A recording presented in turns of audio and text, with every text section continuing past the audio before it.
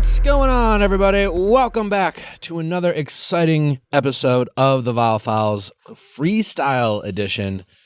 I'm your host, Nick, joined by Allie and Amanda, and our special guest of the day, Susie Evans. Hey. How are you? For a moment there, I was like, Susie Evans? Yeah.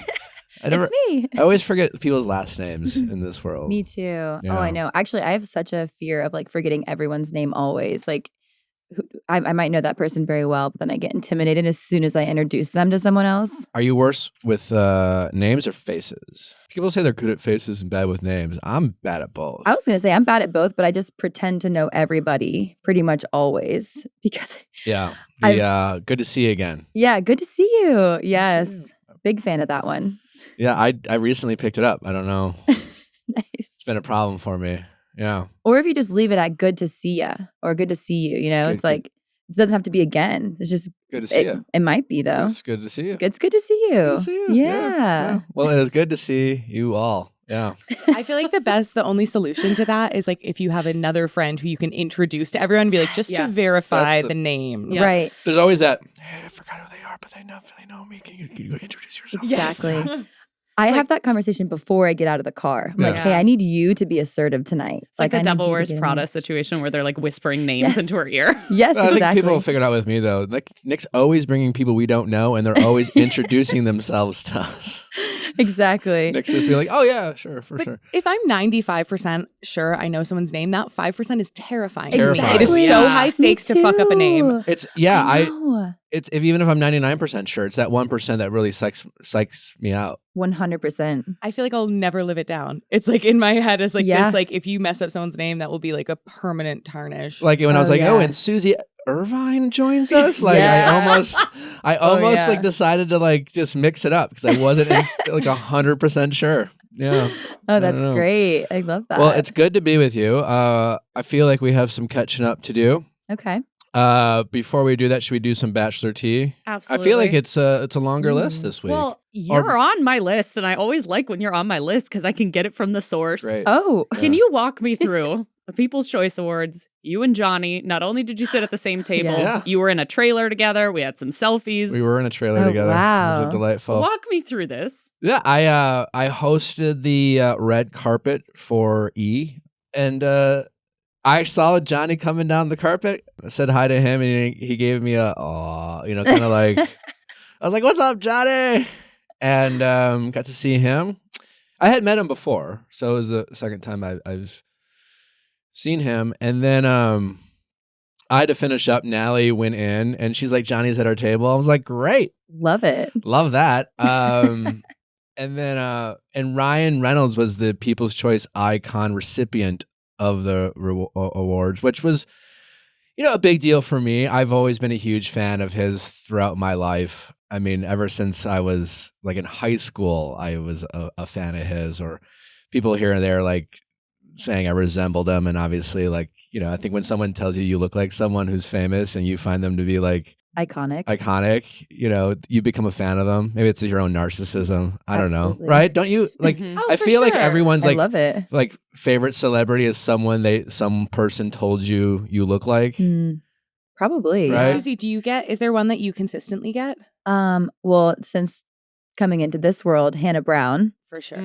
But previously, when I used to have dark hair, I would get Mila Kunis. Okay. Yeah. Sometimes I would get Keira Knightley Big Bachelor too. fan. Keira Knightley. I see more Keira Knightley than Mila Interesting. Kunis. Ah, okay. I see both. I see Mila in the forehead. And see, thank you. Forehead. And see, I'm It's a flattered. good forehead. And I love both great of them. forehead. So it probably is the Allie's narcissist like, in fuck, me. I wish I had that forehead. 100%. That was not pointed in the slightest. 100%. No, Allie has a wonderful forehead, but she has this. We need to put that up. We need to frame that photo. I think in the, Here's my phone. I have to show Susie my forehead. prominently featured. In our new space, we need to. I think honestly, Should we like frame it? Like Viall Files Yes. frame Instagram. bridge. Yeah. Frame bridge, but it's just my I'll forehead. try to find an equally embarrassing photo of me There as a won't be child, one. But This is just all right. Ready, Susie? I'm ready. Oh my gosh. It's Nick's Oh my favorite gosh. photo. I actually do love it. Look at it's Nick's like aliens a really exist.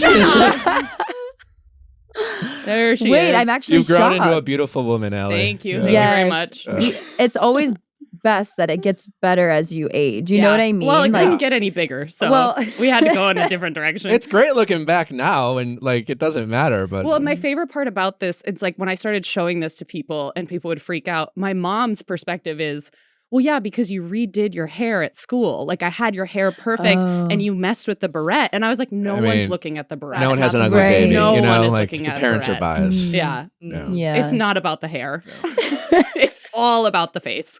Anyway, so I was excited to see Ryan Reynolds, and turned out he was sitting right in front of us, like 2 feet away, and which was just kind of cool. So yeah, I sat down and talked to Johnny. I don't know. It was all fine. Like it wasn't like a big deal. There was never a feud. And then we were just kind of, I don't know. I came in the middle of the show. The show had, not in the middle of the show. The show had just started. And then Johnny had mentioned that, his DMs are kind of crazy right now. And he had a bunch of people. It's like, yeah, half the people like want me to come on your podcast. Other people tell me not to do it. And I said, well, as a friend, I don't think you should come on. But I'd love to have you come on. Yeah. You're welcome anytime. I just said, That's like, great you've already advice. done 2. You've already done 2. And unless you have something new to say. And like, I think it's time for everyone to heal it and move on. And so we watched the rest of the show. And like, Johnny went to the bathroom. And then Nally was just like, you got to go ask Ryan for a photo in between commercials. Other people were coming up. I didn't want to bother him because I was just like, I'm trying to be his best friend. So like once I asked to take a photo with him, then you're fan I'm material. a You're not fan. friend. I'm like a total fan. And I was just like, I don't know, like You fan zone I yourself. haven't become his best friend yet. So like maybe I should just get the photo. Susie, you should trademark fan zone. Fan zone. Friend zone is a Fan myth. zone. Fan Yeah. zone is Fan for real. zone. That's a good, yeah. I wanted a friend zone, and I fan zoned myself, according to Susie. Well done, But you got the Susie. photo. I did get the photo. So There you go. he was very gracious. Chris Olsen encouraged me. Chris Olsen, friend of show. He went up, asked Ryan for a photo. Ryan was very nice. And then I went up, asked him, and I was very awkward. And I was like, do I tell him the whole Ryan Reynolds Walmart version? Yeah. So I was just, he stood up, and I was like, hey, I'm a big fan. I'm sorry for bothering you. And he's like, what's your name? He was a pro. Love it. And I immediately was like, fuck, I'm such a fan right now. Yeah. But then you also like low key were like, oh, but he has my name. Yeah, but it's Nick. Oh, yeah, he's best friends. We are friends now. We are friends. And then I gave him, and I felt real dumb doing it. And I was just like, a while back, I was the Bachelor, and people used to call me the Walmart Ryan Reynolds. And he laughed, and he goes, well, Walmart's like a reputable brand. Yeah. And I was like, Oh, yeah. what a gem. Actually, it is. Yeah. Have you watched they're his well special known. about like the Wrexham soccer team that he bought and like now Not manages? yet. I haven't seen it. It's like, okay, What a Ted gem. Lasso. Yeah. Oh my goodness. So we took a couple selfies, and then Johnny came back. I was like, yeah, I just got a photo with Ryan. He's like, oh, I'm so fucking jealous. I'm like, just go. I'm like, so then I encouraged Johnny to go do the same thing I did in the next commercial break. I'm like, I know. He's like, I felt the same way you did. It's super awkward. Just go. He's super nice. And Johnny's his camera wasn't working, so he used Natalie's phone to take the selfie with Ryan, and then there was some after party. Yeah, there was an after party. And because I worked the event, I had like a car service waiting for me. So I'm like, Johnny, do you know how you're going to get there? He's like, no. I'm like, well, just ride with us. Nice. So the three of us went there, and we went back to my trailer. That's when we took You're like a little trio. the selfie. Yeah. Oh, And we were Family. having some fun. And then I posted it. And the world went wild. Internet exploded. and Johnny's like, and then we got in the car, and I'm like, Johnny, you got to comment something good.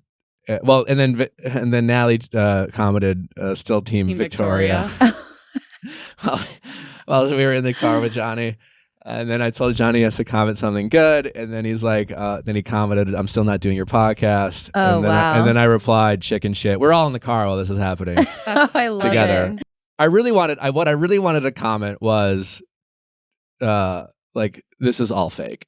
Just to fuck with people. Yeah. Because, I mean, in all seriousness, like, it's just not that serious. Mhm. Yeah. I understand, obviously, there was definitely some hurt feelings between Victoria and Johnny, but I think people forget that, like, people can still be friends and move on and still like be cool. And I think Johnny, from what I can tell, seems like a really nice guy. You know, whatever happened, I'm sure he has his regrets, and but he seems like an all right guy. And we had a really fun night, and Wells and Sarah were there. Got to see them. Yep. Showed off their rings on the little slow-mo cam. Yeah. Oh, I didn't see that. Yeah. It was I'll have to go look. It was a lot of fun, but I don't think Johnny's gonna be coming on the podcast anytime soon. Maybe in the future, you know.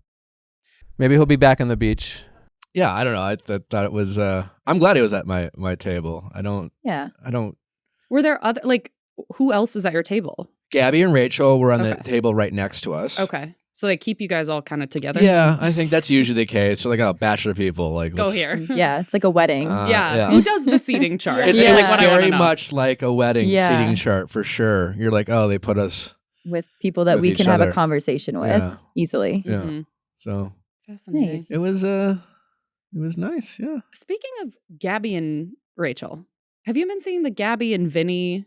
Yeah. Flirtatious. They've been doing flirty comments back and forth. Yeah. And Gabby's not shutting it down per se, but it could all be in good fun. We interviewed them on the red carpet. I think it's a a possibility. She said, I think it's a possibility. We'll have to wait and see. Oh. Usually that means it's all PR. Fake. It's fake. When it's like the Hannah and Tyler. Who did that recent? Who else did something like? Oh, Rachel and Avon kind of did that a little bit. Who knows? Could be wrong. But usually it's like if you don't want to shut down a rumor, but you don't want to confirm it, it's because you like the attention it's bringing you. And then that's not a criticism. I'm not criticizing Gabby at all. It's just Yeah. I did the Rachel Bilson and I did that a while back. Well, we were just friends. Like a full PR thing? No, we were just friends. We were talking about doing some work together on a podcast, Yeah.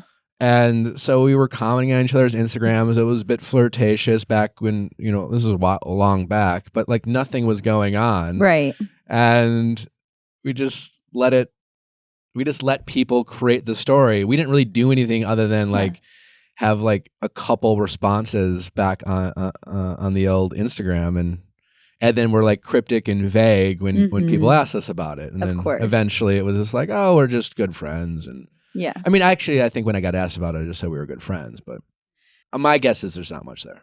Yeah. And I feel like with her not shutting it down, I mean, he's a good looking guy. So who knows? You never know. It could be a thing. It could happen down the road. But I kind of agree. I think that they're probably good friends and they probably have flirty, fun conversations and a relationship in general. So it's just I don't know, this is kind of a funny thing. Plus I mean, Gabby is so funny that it's she probably gets a kick out of it. She in general. She also did an interview. I think it was it was at the People's Choice with Laverne Cox was interviewing, and she was saying oh, the DMs are open. They're not as full as I'd like them to be. She's still encouraging people to reach out and ask her out. And I don't think she'd be doing that if she was in a totally exactly. Yeah. Vinny might be a little. Yeah. Pressed about it. Annoyed. Sends her the clip. Yeah. Excuse me. I thought, by the way. Shut your DMs. Yeah. That's interesting to think about though, when the optimal amount of fame / attention is for DMs. Cause I'm sure you reach a point where people assume there's too oversaturation of the market. Right. They're oh, everybody's DMing this person. We're it's kind of it goes off of that approachable hot concept, but for DMs where it's someone who's just famous enough that you're but maybe they're not getting a ton. And maybe I'm a little bit ahead of the ball on this one. Yeah. But with Gabby, I'm sure it's Bachelorette. Everybody just assumes. And because everyone's assuming. Assume what? That her DMs are full. Flooded, that they don't send the message. I see. Yeah. I don't know if were your DMs ever just spilling over? No. Yeah. I don't think our DMs are all that full. I'll DM you. Don't worry, Susie. Yeah, I'll send please you one right now. Hey, yo. Especially after the breakup, I was wow, it's real dry in here. Okay. no shoulder to cry on? Yeah, exactly. I'm okay, I see you guys are being very patient. Yeah. Respectful. Very respectful. Oh, I appreciate it. Letting you mourn. Yeah. Guten Morgen. Ich habe Durst. Ich trinke Wasser. I might Good have morning. forgotten Something about water. Babbel has your back. It makes sure you learn languages right, cement those good habits, whether you want to learn a language to connect with a family member or a partner, whether you're just going on a vacation and you want to be able to have some fun banter with the locals, Babbel has you covered. And I can just say it's really good for your brain to learn a new language. I've been doing it all pandemic with my grandpa. You guys don't have my grandpa, so use Babbel. And if you are traveling, and I feel like all the Americans are going to Europe lately, and if you are, and if you're not going to London, learn a new language. Learn a little bit. Learn like how to check into a hotel, ask where like a restaurant is, say hello, say goodbye. Even just saying hello and greeting people in their native language goes a long way when you're traveling overseas, I have learned. Even with the French. The French are lovely people if you just say bonjour. Babbel was created by over 150 language experts. Other language apps use AI. This is more on a personal level, again, with language experts. They have 14 different languages, including Spanish, French, Italian, and German to choose from. It's a very easy app. They have even live classes. They have Babbel Live that you can join and sign up. They have even podcasts, just other interactive things. But what I love about it is like you can narrow it down to your specific needs, especially if you're traveling and very key phrases. Just 10 minutes a day to complete a lesson. So you can start with real life conversations in a new language in as little as 3 weeks. So if this is maybe on your bucket list for 2023, also it could make a great gift for someone in your life. So think of Babbel. Babbel, right now, you get up to 55% off your subscription when you go to babbel.com/VIALL. That is babbel.com/VIALL for up to 55% off your subscription. Babbel, language for life.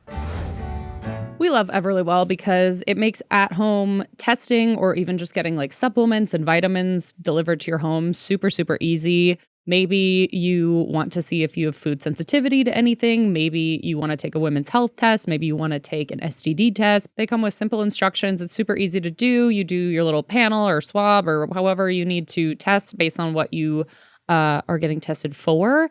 They even pack a Band-Aid. That was very nice. I'm like, they thought of every step. Yeah. And one thing about me is I'm not going to print a shipping label. That is a huge hurdle for me to climb. And Everlywell knows that. They send literally every single thing you need to simply send it in. You drop it off, easy peas. Also, if you maybe haven't been feeling your best self, like maybe you're just like lethargic lately, a food sensitivity test to find out like what foods you might be sensitive to. There's a lot of foods that we eat that we're like sensitive to that we don't realize. And just because we don't have like some sort of outbreak, so to speak, like if you're allergic to peanuts, obviously you would find out. But like we can be sensitive to foods and not respond well to them, but we can still digest them. And they can go a long way to feeling like your best self by just simply taking one of Everlywell's tests, and that is their food sensitivity test. They also have women's health or men's health. They have vitamins and supplements. The gift of health has never been so easy to share than it is this holiday season. For listeners of the show, Everlywell is offering a discount of 20% off an at-home lab test at everlywell.com/VIALL. That's everlywell.com/VIALL for 20% off your next at-home lab test. That's everlywell.com/VIALL. Were you ready to get right back out there? No, I definitely wasn't. And actually, I think it was like the appropriate amount of time that people did kind of wait to slide in. But I think that was something that Clayton and I, like, we were very open about it all, but we were like, we talked about it and he was like, I just know people are going to like slide in immediately. And I was like, they really didn't. They did eventually. Some did, but you know. Any notable slides? I mean, not that I'm going to say, but I mean, some lovely people for sure, but I've definitely been like very cautious about all of it pretty much. Also, like nobody's in my area. I'm in Virginia still. So I think once I'm out here, like I don't want anyone to tempt me to stay in Virginia is how I feel. You know, I don't want to like meet somebody and be like, oh, maybe I shouldn't. Like, not that I would at this point. Like I'm coming out here, but yeah. Did you have any dates while you've been out here? No, not a date. I haven't been on a date yet. No dates. Yeah. What have you been on? You know, I've been on. I don't know what you would. I mean, like I've like spent time with people. You know, one-on-one or in a group. Mostly group. Like pretty much entirely group. I've not spent one-on-one time with somebody, but I've spent. At any point, did you wake up having to wear the same clothes you went to bed with? Yes. I did, but actually not what you would think. Yeah, I did that on Saturday, and I was sleeping by myself. I was like, hold on. I actually, Elise from several seasons back saved me from Sure. a weird situation. And so we Oh, my. actually went to her hotel room, put on robes, and ordered food. So then I did have to put my dress back on from Okay. the night before. But yeah, not what you would think, I guess. But she really like swooped in and saved the day for me. What not gonna lie. Oh my gosh. I'm sweating already. I just like agreed to stay out, but like didn't really have plans. But then I realized I didn't actually want to like end up staying out with, I was like, can I crash at yours? But yeah, I went back with Elise and we got in robes and had food and we did drink a little bit more too. Love it. Yeah, girl time, girl talk. It was All fun. good nights and Yeah. with a nightcap. Yes, exactly. It was a good time. Last question for you. Would Nick and Natalie have a filmed wedding? I don't see that in our cards, said Nick. I'm always fascinated by the content world and the opportunities out there, so you never know. But I don't think that's something we're prioritizing or even talking about, to be honest. Did you say I'm always fascinated by the content world? I didn't know what to, I got dragged to I went to a Revolve event with Natalie. Lovely event. Lovely. Well, everyone was there, it seemed like. Were they? I It's don't like, know. We got yeah. there late. Yeah, there was like someone from E. I think they were from E, and they asked me if I wanted to do an interview. I was like, I guess. It was an exclusive. I got Was it? flagged. It said exclusive. Exclusive. That's why I Yeah. clicked on it. And it was like, what are you doing for the holidays and blah, blah, blah. And then she like out of nowhere, lovely woman. What's her name? Just kidding. And she like out of nowhere, she's like, do you think you and Natalie would ever have a filmed wedding? I hate questions like that because I was like, no. And then I think I said, no one would ask. Is that in there? Because I definitely said that. I'll pull it up. They cut that Let me part. find the exclusive. I was like, I don't think anyone would ask, but And then while I was interviewing, I was like, I mean, if someone wanted to do it, Yeah. it's like, sure. Well, we have a literal expert on wedding. I was I gonna don't know if say, anyone would. I could send you a link to my Is it in there? website. Yeah. I don't know, Nick exclusively told E! News. I don't know if anyone would ask to do it. Yeah. But as They long kept as it in. people I love are there, that's all I really care about. Yeah. What's wrong with that? I love reading articles about you. Why? I don't know. It's funny. It's ironic. I like hearing quotes when I like can hear it in your own voice, and it's just really funny. Is it like, does it seem as dumb to you as it does to me? It's just kind of a random question because you're not even engaged. I think it was a slow night. What was I guess like, so is the idea, because I feel like a lot of people do like want a lot of footage from their wedding and like not only having photographers, but like videographers is a big thing Yeah. now. Oh, yeah. So in terms of like what level of, That's different than having it like live stream for the Americas. it would be Right. live? I thought it was Not like a live, special. but like, yeah. That would be First of all, great. it's not. Would it be live? It's not happening. Can I live There's stream no- your wedding? Like it's whatever you you could go want it to be live in on this fantasy. Instagram. Yeah. Yeah. YouTube live, and it's YouTube just your Live. wedding. Yeah. TikTok live, finally. When was the last Bachelor wedding? Was it Carly and Evans? Yeah, because JoJo and Jordan didn't film. Yeah, I If mean, they did, we haven't seen it. but like I'm talking about like Bachelor. I watched Sean and Catherine's. Yeah, That was so like did a I. big like Oh. I did TV too. moment. That was like yeah. right, like that. I remember watching it, and that was way before my Bachelor days. Mm-hmm. Interesting. Yeah. I think the last one, this is terrible that I don't know who it was, but it was the one that was on Paradise, right? Like a couple years ago. Carly and Evan. Is that who it was? That was the think last that one. was the last one. filmed Yeah, one. because we didn't see anything from Ashley and Jared. Trying to think who Again, got that wasn't a married. Bachelor. I know. I'm just trying to think of other couples that got married. It probably was. Like that's what I mean. I filmed. I mean, all weddings have some sort of Yeah. Right. Documentation. Footage. Susie yeah. there. Yeah. you know. All weddings have a Susie. They should be so lucky. Yeah. Yeah, but I think Carly and Evans was the last. Mm-hmm. I don't think they're really doing those anymore. I feel like people would watch. People keep watching The Bachelor. I don't know. I think I don't know. I have a question. As someone who's probably witnessed like a disproportionate number of Mhm. weddings, Yeah. I'm sure they're inherently special because it is such a like celebratory day for the people involved. But is there anything that you've noticed that has like really wowed you, despite having witnessed like so many of these events? Like anything that truly like kind of knocked your socks off?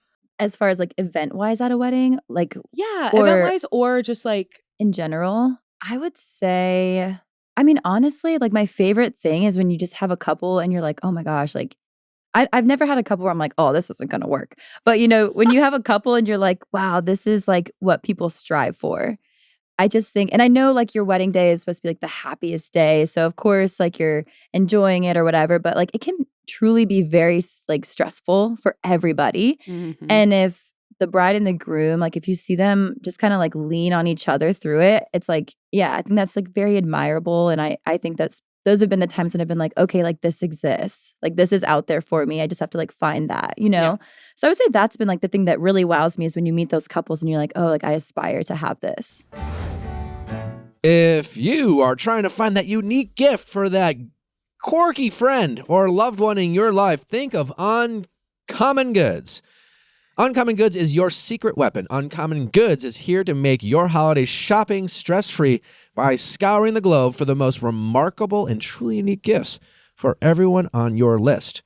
And it makes people feel so seen, too, because you can kind of scroll through the site. But things like, an outdoor table that holds wine glasses with stems and like you can put your snacks on it for someone's patio.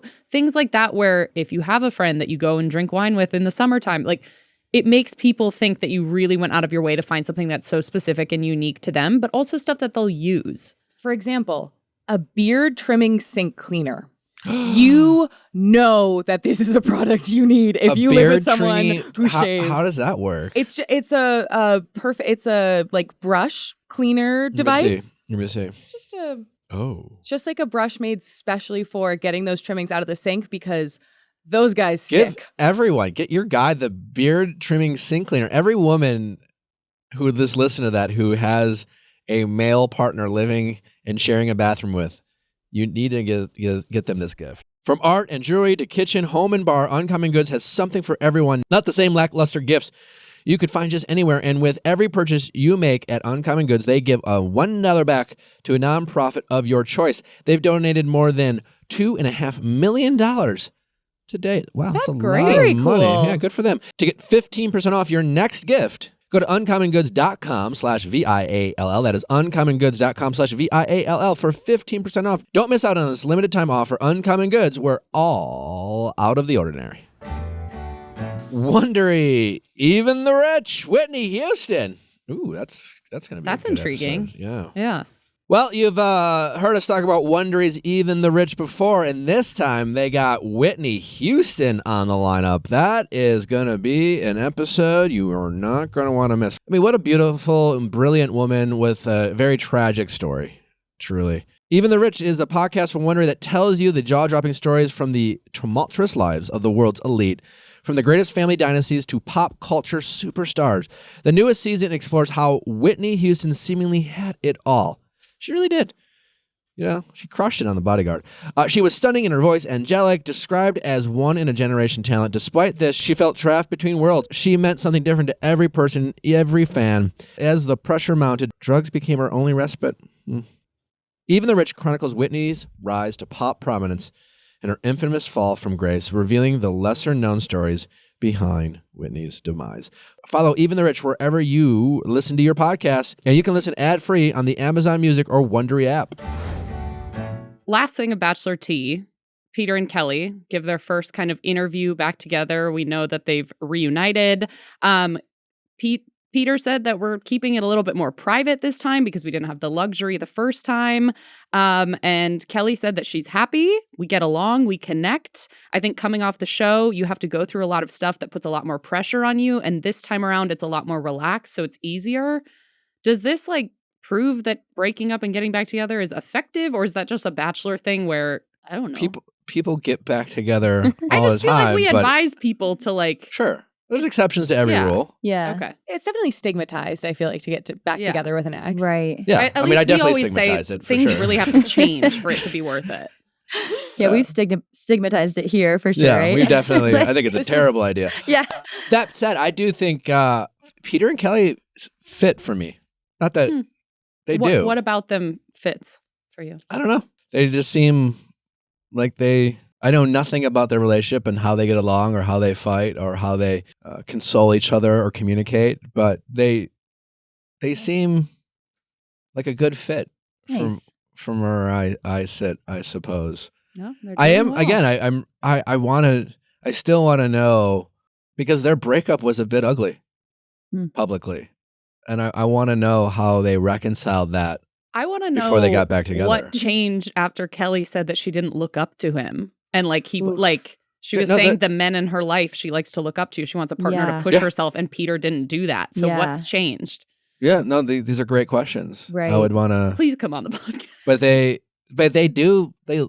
they're a handsome couple. They are. You know. And I mean, I don't know Peter or Kelley, but I will say, having gone through such a unique experience coming from the Bachelor world, you grow a lot. So it's very possible that all of that attributed to a lot of growth for both of them. And so maybe at that time, she was like, yeah, he's not somebody I look up to. He doesn't have the experience or the knowledge or whatever it is that she was looking for, but maybe he does now. Like, I literally do not know them, but I mean, you can say something and it can be true, but it can also change. And so maybe she does admire him. It seems like she's attributing the stresses of the show to their breakup. Yeah. Oh, really? Because she said, I think coming off the show, you have to go through a lot of stuff that puts a lot of more pressure on you. And this time around, it's a lot more relaxed, so it's easier. Yeah, maybe there was like outside pressure that we don't know about for it to look a certain way. And maybe he like acted on it, and that's not really admirable, you know? Definitely. So, but we wish don't them know, the but best. they do look good. Yeah. So long as they're happy, Yeah. we're happy. Yeah. Great. Cheers. And Tia's pregnant? No, Tia gave birth. Oh, Tia had a boy. great. Baby boy. What's the name? Boy. Well, she posted actually, which I thought was kind of cute because it was just audio of like the room and like people talking, and there was no like photos of him or a video of him, and it was just the audio, which I thought was kind of a nice thing. 'Cause sometimes I'm like, I don't want a camera in my face right after I give birth. But Tatum Booth Mock, born on December 6th at 6:13 in the morning. Best day of our lives. Tatum. I can't wait for this generation of kids to be. It wasn't Tia making out grandparents. with Colton, was it? That wasn't her best day of her life. I guess not. No. But like, do you know what I mean? Like Grandpa Tatum, that rocks. Grandpa Tatum. That's Grandpa- so Yeah, cute. that's a You good know, vibe. like I cannot wait for this generation of like Yeah. Ashlyn, Grandma Ashlyn. That's awesome. No one will care. Gwyneth In fact, I Paltrow's think it's going to child be Apple? opposite. We'll make fun of it like we make fun of the word Like Dorothy. Eugene. Yeah. Yeah. Like, oh, is Barb coming out? No, but there's going to be a renaissance. Tatum? I bet. I Yeah, bet it will be probably, like yeah. Walter will be in. For sure. Yeah. Baby Walt. Walter's not a bad name. That's my grandfather's name. I like Walt. But Yeah. what do you do when Classic. Walt's like 18 months old? Oh, I know. Well, my name is Susan. Can you imagine a Susan baby? Susan. Like, It's she came Susan. out with glasses on. Yeah. and she And a was nightie. charging late fees at the library. Yeah. Literally. Yeah. Yeah. But you wow. grow into it. I mean, I still haven't grown into Susan yet, but Do you think he'll ever like just go No, Susan? I feel like you'll be Grandma Susie. yeah. Or Grandma Sue, maybe. Yeah. I don't know. Sue, Grandma Sue. Grandma Sue. Susie feels really like you found a nickname that is like Yeah. perfect for Yeah. like the It- vibe and It's energy. on brand. It's like a little Yeah. quirky, but also just like, I don't know, not too basic, but also kind of like old school. I don't know. It's like Yeah. it's weird. It makes sense when you meet me, I think. Mhm. I hope. Totally. What's new with you, Susie? I feel like a lot is new. I'm moving to LA in a month. I started a blog. My video business is like mostly travel slash destination. And What's your blog about? it's lifestyle. There's a little bit of like fashion. Relationship stuff seems to do really well. And I enjoy the relationship stuff. It's Yeah, fun. we read a quote from it the other week for Oh, our Bachelor did Tea. you? Oh, I we was did. on the Bachelor Tea? I Yes. missed that What one. was it? Oh, I can pull it up. Let's find my files. You seem to be really into kind of relationship kind of conversations in a Mhm. way. Like I feel like a lot of your Bachelor peers aren't. You know, Oh, like you interesting. seem like as reflective as anyone on your own choices in relations and dating. Is that accurate? I feel like, I mean, just a little bit I've gotten to know you, you seem pretty Yeah. like into, you know, reading up on that and following or talking about it, and just little things I've seen about, again, like dating and relationships and your choices Yeah. and how those play a role, and your willingness to talk about that. Yeah, I think that's pretty accurate. I think I want to know and understand more. Like I always found even just like psychology interesting, because I'm like, I want to understand why I make these decisions or why these decisions make me feel this way. Like I want to understand what's happening. And I think that helps you like be a better person, be a better partner. So I feel like I am always, and I have always, even before coming on to The Bachelor, like just enjoyed researching and understanding like why we do things or why we feel things. And then like understanding that you have choices. It's not just like, oh, I feel this way, so this is how it is. Like you have a choice in everything that you do. And if you understand how those choices make you feel, it allows you to like move forward in a better way. Yeah. What's something from your last relationship specifically that relationship helped you grow? And then what's something from that relationship that you don't mind saying goodbye to? I think Clayton and I both grew like we had to develop a lot of patience with each other because we were very different people. What were some of your differences? I think we had very different expectations of a relationship. And that's like probably the thing that I'm happy to like close the chapter. It's like, I think that my expectations in a partner were different than what his expectations were to like be a partner and vice versa. Like, I think I can laugh about it now. We actually recently spoke and we had a great funny conversation and it was all good. So I feel like I can laugh through a lot of the pain now where I might have been like a little bit more reserved to share. But like we did have a conversation once where it was like my expectations were too high. And I was like, no, my expectations are what they are. Like my standards are what they are. You can rise to meet them or I'll find somebody that will, you know, like. This was the conversation you and him yes, had like back in the day. Back in the day, yeah. You had an expectation. He was like, seems a little high. Yeah. And what was that expectation? Well, I think it was like in general, like my expectations, like my standards in a relationship or something like that. Like that was, I like brought something to him and it was like, oh, well, I think your standards are a little too high. Like you're expecting a little too much. And I was like, I don't think that I am going to lower my expectations and my standards. I'm going to communicate my needs and you could come along if you want to. And like I'm laughing through it because I realized at the time when I said it, it probably did sound sassy because I remember saying like, you can rise to meet my standards or I'll find somebody who wants to. And I know it probably sounded in the moment, I was like, it probably sounded sassy because it was a heated conversation. Well, it's that maybe that second part that was probably exactly the threat at the end. Yeah, like low-key, it might have been a little threatening. Clayton, if you're listening, I'm sorry. That was a little bit toxic of me. I mean, you know, I think we love talking about this stuff because how we communicate with our partners is not easy, especially in the heat of the moment. Of course. It is very nuanced. And yeah, I think, you know, especially here on the show, we talk about community expectations all the time. So like, hey, I want this. I need you to do this. This is what I expect. This is what I want. You know, I guess it's implied that, you know, hey, I'm not going to lower my expectations. You probably could have done without the, or I'll find someone else. I will say that was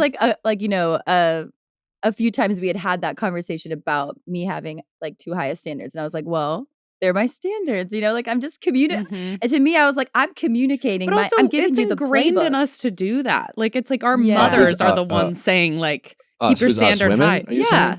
I don't know. I feel like that's a common thing, like women to women, like friends to friends are always like, don't lower your standards. Don't the bar's on the floor. The bar's in hell. Like it's like, people say the bar's in hell. My old roommate did. It is. Literally, my former roommate was so funny. She's like, the bar is in hell. Like it's that's so low. Funny. Well, yeah. I have said, maybe I'm not your guy, you know? Yeah. Oh, or some version of that where it's just like, where, you know, I don't know if I was communicating the expectation or they were, but I remember being like, I'm not going to meet that expectation because I don't agree with that expectation. Totally. I don't know what it was, but I know I have said a few different relationships, like, I don't know, maybe I'm just not your guy, you know, like. I think that's totally fair. And I think and that's how I meant it. And I do mean it. It's like, I think that everyone can have standards. And I think his expectation of me as well, it's like, he probably wanted something different. And I think we're both happier now. Like ultimately, we're both in a better place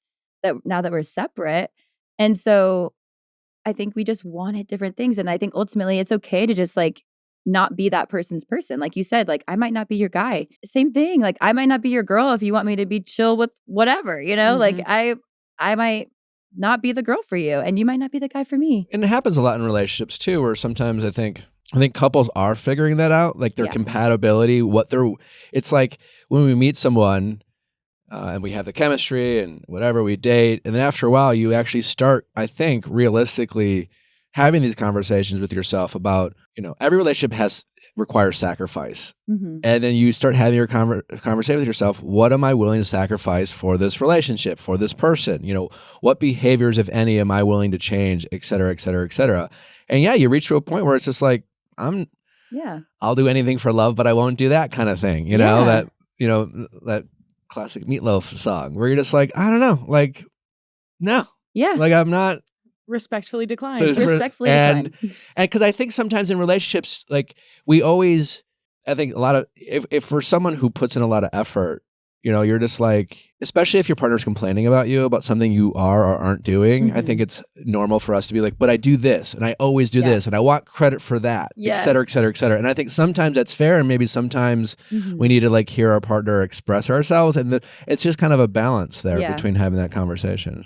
I agree. I'm curious for you when you talk about your expectations, like, did it come down to something like a process that you wanted to look differently, whether that was like emotional, like the way you were responding to one another, or was it more like introducing behaviors and practices that weren't existing already in the relationship? I think it was like a little bit of both, because I think like introducing behaviors and I think like that's something where like I was trying to communicate, like that was something where I would feel like I was trying to communicate something, but a lot of times the conversation would be like, okay, but I just think you're expecting too much. Like that was something where I was like, but I'm literally just trying to communicate my needs.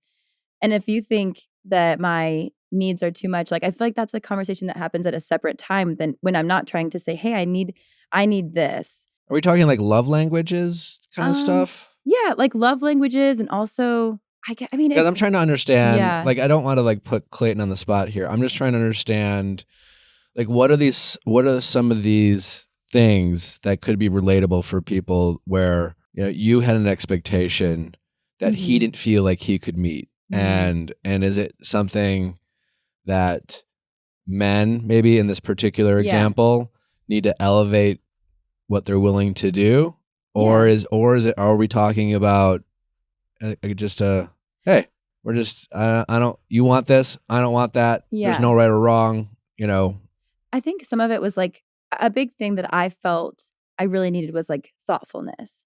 That was something I was like, I really want to be considered. And I know that takes effort. And if it doesn't come like natural to somebody, then like it's something you can work on, but it can be a frustrating process to work on as you're going through it.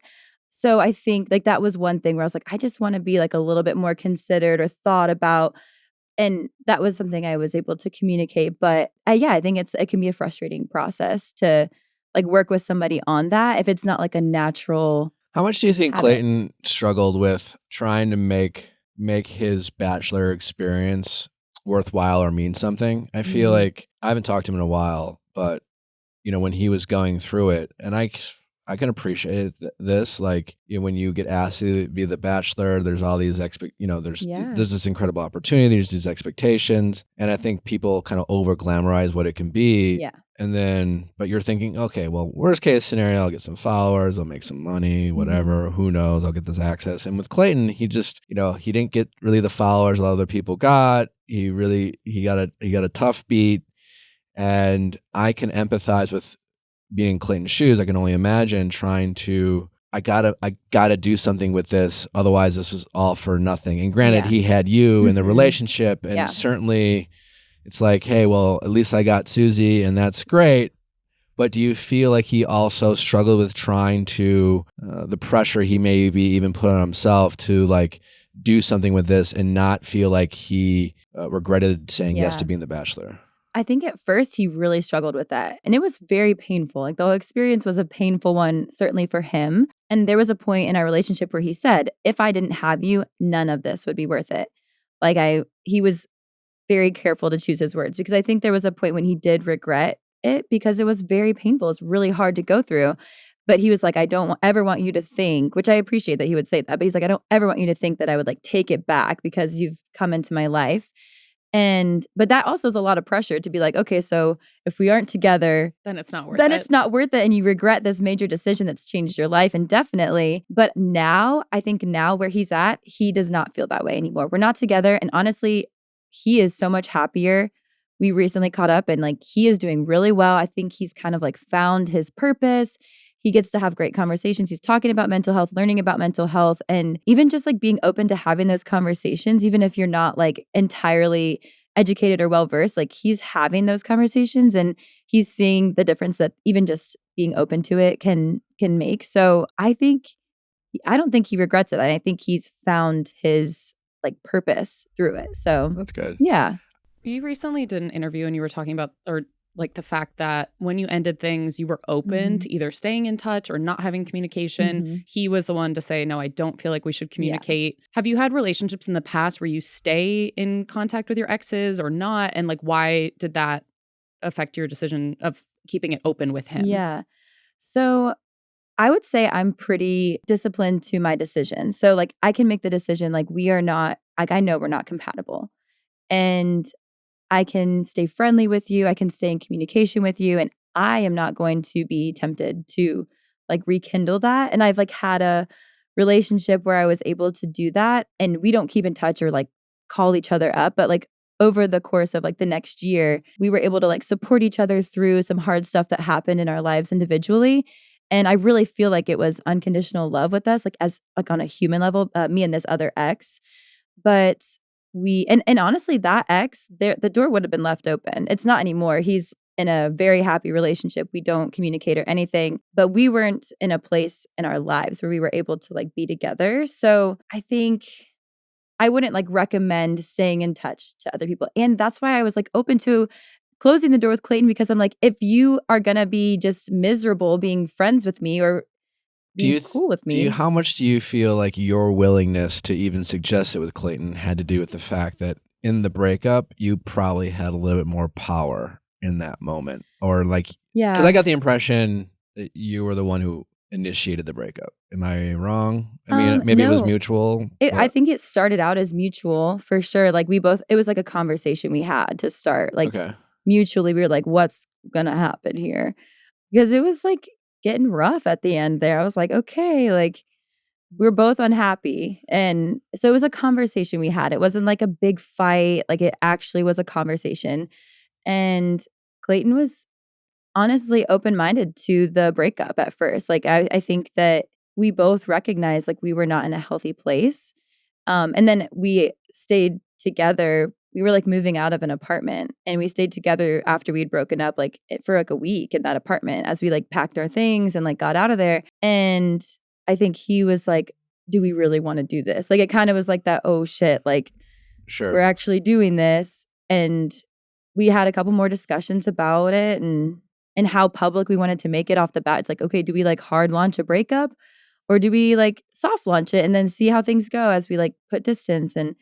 And then, yeah, ultimately I was like, no, I think we gotta like, this has gotta end. So I don't know. I mean, maybe, I guess you could say maybe, I don't know that I would say I had more power. Like it was a conversation and. I just got the impression that you were, like you said, you finally said you knew it had to end and he was more like, I recognize it should end. But do we want it But do we want to? Yeah. And in that moment, I think you have the power. True. Like power That's can fair. change again, like drastically, rapidly. I don't mean like I don't think it's not like one person's always in power in the relationship. But in that moment, it seemed like you were more confident in the decision, regardless of the disappointment and heartbreak that came with it. And he seemed a little bit more unsure. And when we feel uncertainty, we feel powerless. And and I think and I think sometimes we can sense that, then we feel a little guilt if we feel like we have power that maybe we don't even want in that situation. And that's when we say things like, well, maybe we can still be friends and hang out because we're trying to like soften the blow. Soften the blow. Yeah, I could see that. Yeah, I could see that being a part of it, I guess, to an extent. But yeah, I don't know. Also, I think that I cared so much about him that I was like, if you need me, like I'm here for you, you know, like I genuinely on a human level, I care about you. And if you need me, I will be here. I say that about like my exes that I have nothing to do with now. Yeah. You know what I'm saying? But like if they called me up and was like, I have no one else to ask, I'd like to think I would step up. I mean, again, there's some variables to consider. Is it appropriate? These, but all things being equal, if like I was like the lone person to help them, I'd be like, okay, guess it's weird, but I'm here for you. It's weird, but I'm here for you. Yeah, that's fair. That's fair. Susie, when I was chatting with Clayton back when he was going through the season, I remember, and it's before I knew you guys were together. I kind of suspected, but he wasn't telling me spoilers, but simultaneously trying to ask my advice. Yeah. And I remember there was a point where he was very panicked that the show had this big conspiracy of making you the Bachelorette. Oh, yeah. And he was asking me a lot of questions around that. And if I thought there was a chance that even though you two were together at that time, if they were going to try to break you guys up so they can make you the Bachelorette. Do you remember that? Or what was that experience like, and how did you guys deal with that? Oh, yeah. That was actually pretty tough. I think that I think he's still convinced that that was the plan, was for me not to be with him and that I would be the Bachelorette. Like, I think that still lives true. I mean, I thought you should have been the Bachelorette. I thought you had a very compelling storyline. Thanks. I mean, this is nothing against Gabby or Rachel, but I thought, I would have, it seemed like it would have been my choice at the time leading up. Obviously, the finale of course, was such a big finale that it made sense why they had two Bachelorettes, but leading up to that crazy finale, it was to me so obvious that it's got to be Susie. I don't know. I mean, I think it could have gone to so many different people for sure. It really could have. It depends, how it. It's very nice of you to say. No, I really think so. It depends how anyone, well, maybe not anyone, but a lot of people. Yes, they could make anyone, but I just know they weren't going to make. Well, I think anyone. I think that there certainly could have been. Also, we didn't see everything. So maybe my story was told in a way that people thought I could or I would, or I could.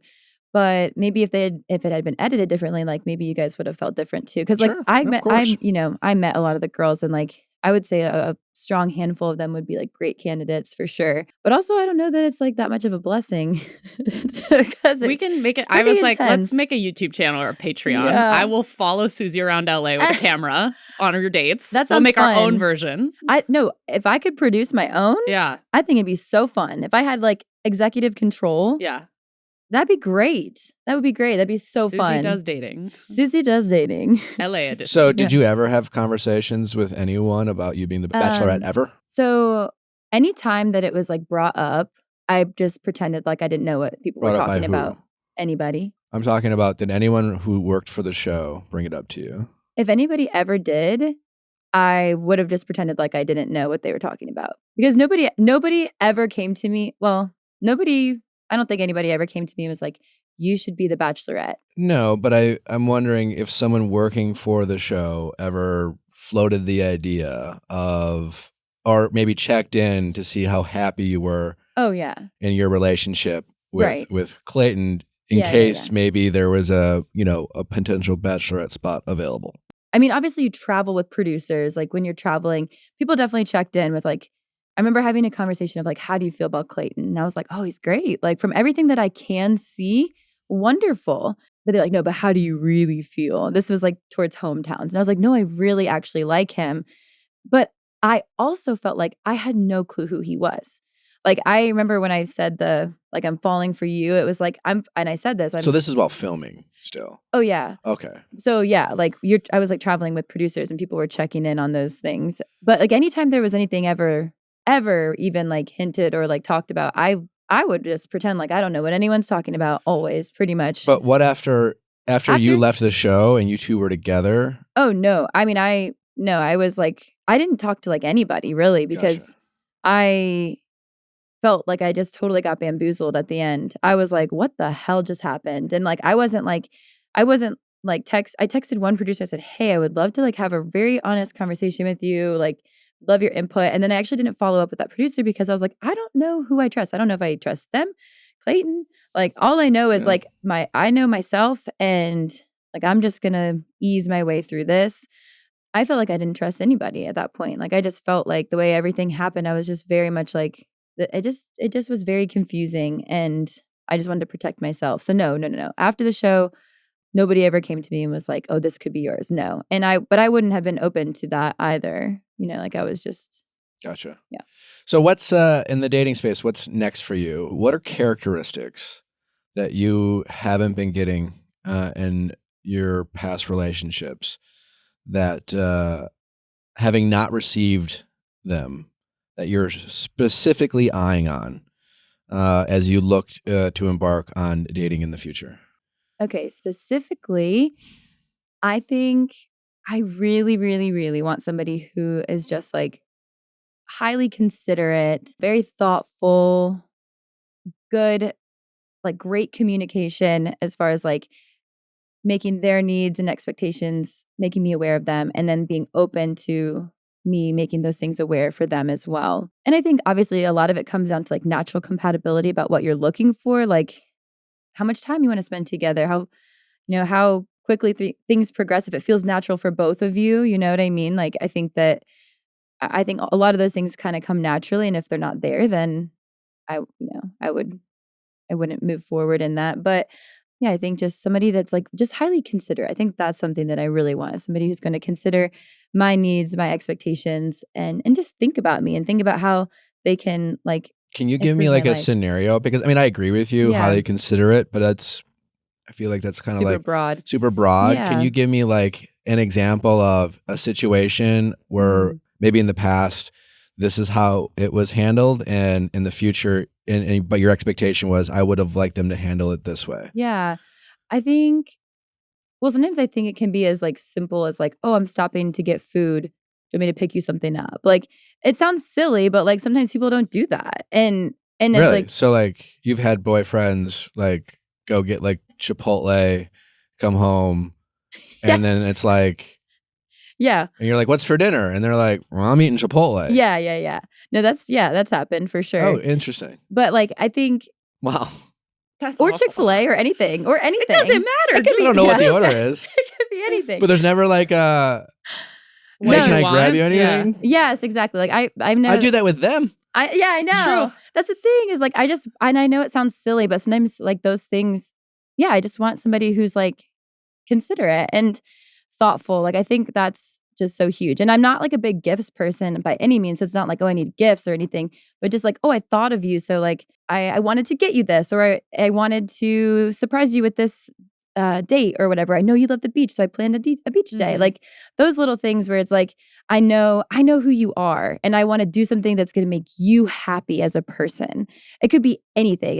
It's certainly not gifts. That's like my last love language. Like it's like acts of service, service. You can have an act of service be getting you something or picking you up something. Yeah. Well, no, I mean, it's not like here's an expensive jewelry. Well, no, I think we're still talking gifts there, because a gift doesn't have to be expensive. It can be thoughtful. I destigmatize gift-giving love language. I feel like we always view it as materialistic, as opposed to acts of service is more. Acts of service could be planning a date. Could be, I know that your car needs the oil change, and you're putting it off, or waking up early to like make your partner coffee because they have to get up early to work. Or Nick, I mean, I do that. Nick is literally like, what do I do on a good day? He's like naming the things that he likes to do. He's like, all of his good qualities at 8 a.m. All right, what's something I don't do?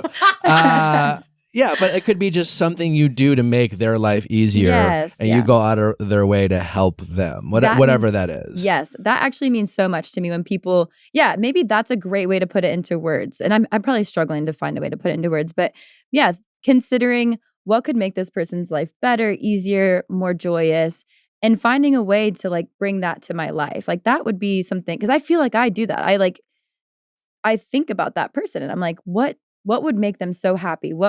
How can I improve their day, their life, whatever it is? And I also think that I'm looking for somebody who like really wants to see me succeed. Like somebody who's like, what can I do to help you get there? How can I emotionally support you? Or even as things happen, just being that person that's like 100% team Susie. Like you don't feel like you've cheerleaders. Yes. No, and I think that I am so naturally like I will like break my back trying to like help somebody like find their way, make their life better. Like I will do anything for my person. And I really don't feel like I've ever had that like in any relationship, to be honest. It's tough to find. It is. And I totally relate to that. I feel like it's something I've often felt like I didn't have. Mm-hmm. And then when I found it, it's really quite nice. And I always try to do that as well. Right. Reciprocate it. Yeah. Like, yeah, because I think it feels so like if I'm feeling like it's unequal, and like I do take pride in like being able to be like thoughtful or like nurturing or caring for someone, but then when it's not reciprocated, it feels so like there's almost, I sometimes feel desperate, or like there's this level of like it's so cheapened and like right. And it's not that I'm like ever giving or providing with the expectation of like I'm going to give you this so you give it to me in return. But if I'm constantly giving, and it's not that it's a return. It's just like if that person isn't equally giving or caring or thinking through those actions, it's like there is a disbalance. So like, what did you think those past partners' expectations were for you as their girlfriend? Or, you know, like, you know what I'm saying? What do they, if I were to ask your exes, well, what do you think your role as a boyfriend or their role as a girlfriend should be? What do you think it would be? I think like where's the disconnect in terms of, is it just a matter of compatibility, or they maybe need to do some like learning of how to be a better boyfriend? Because I do think that's happening now in dating and relationships. We're expecting less of ourselves and more from the people we're dating, but no one's properly, I don't know, coaching these people up. And with young men, I'm not seeing, I think we're expecting, I don't know, our younger generation to mature slower. Yeah. And we're expecting less of them, and we're putting less responsibility on them earlier in life. And I think that's just, you know, I think so when you have these like, you know, young men starting to date, you're almost like, what? It feels very immature or childlike. And I'm just wondering if there's things that we should be putting out there to set new expectations, or what, like we hear bare minimum all the time, but what should that be? What's that look like? That's a great question. I think that I've had 4 boyfriends. One was like the super romantic but like very toxic, like liar, manipulator. First boyfriend right in college that I just, you know, fell real fast. And what a way to start out. Yeah, really, really, really great for me. A lot of character building. And then I went right from that to like this really nice guy. And I thought like the main priority was like being a good person.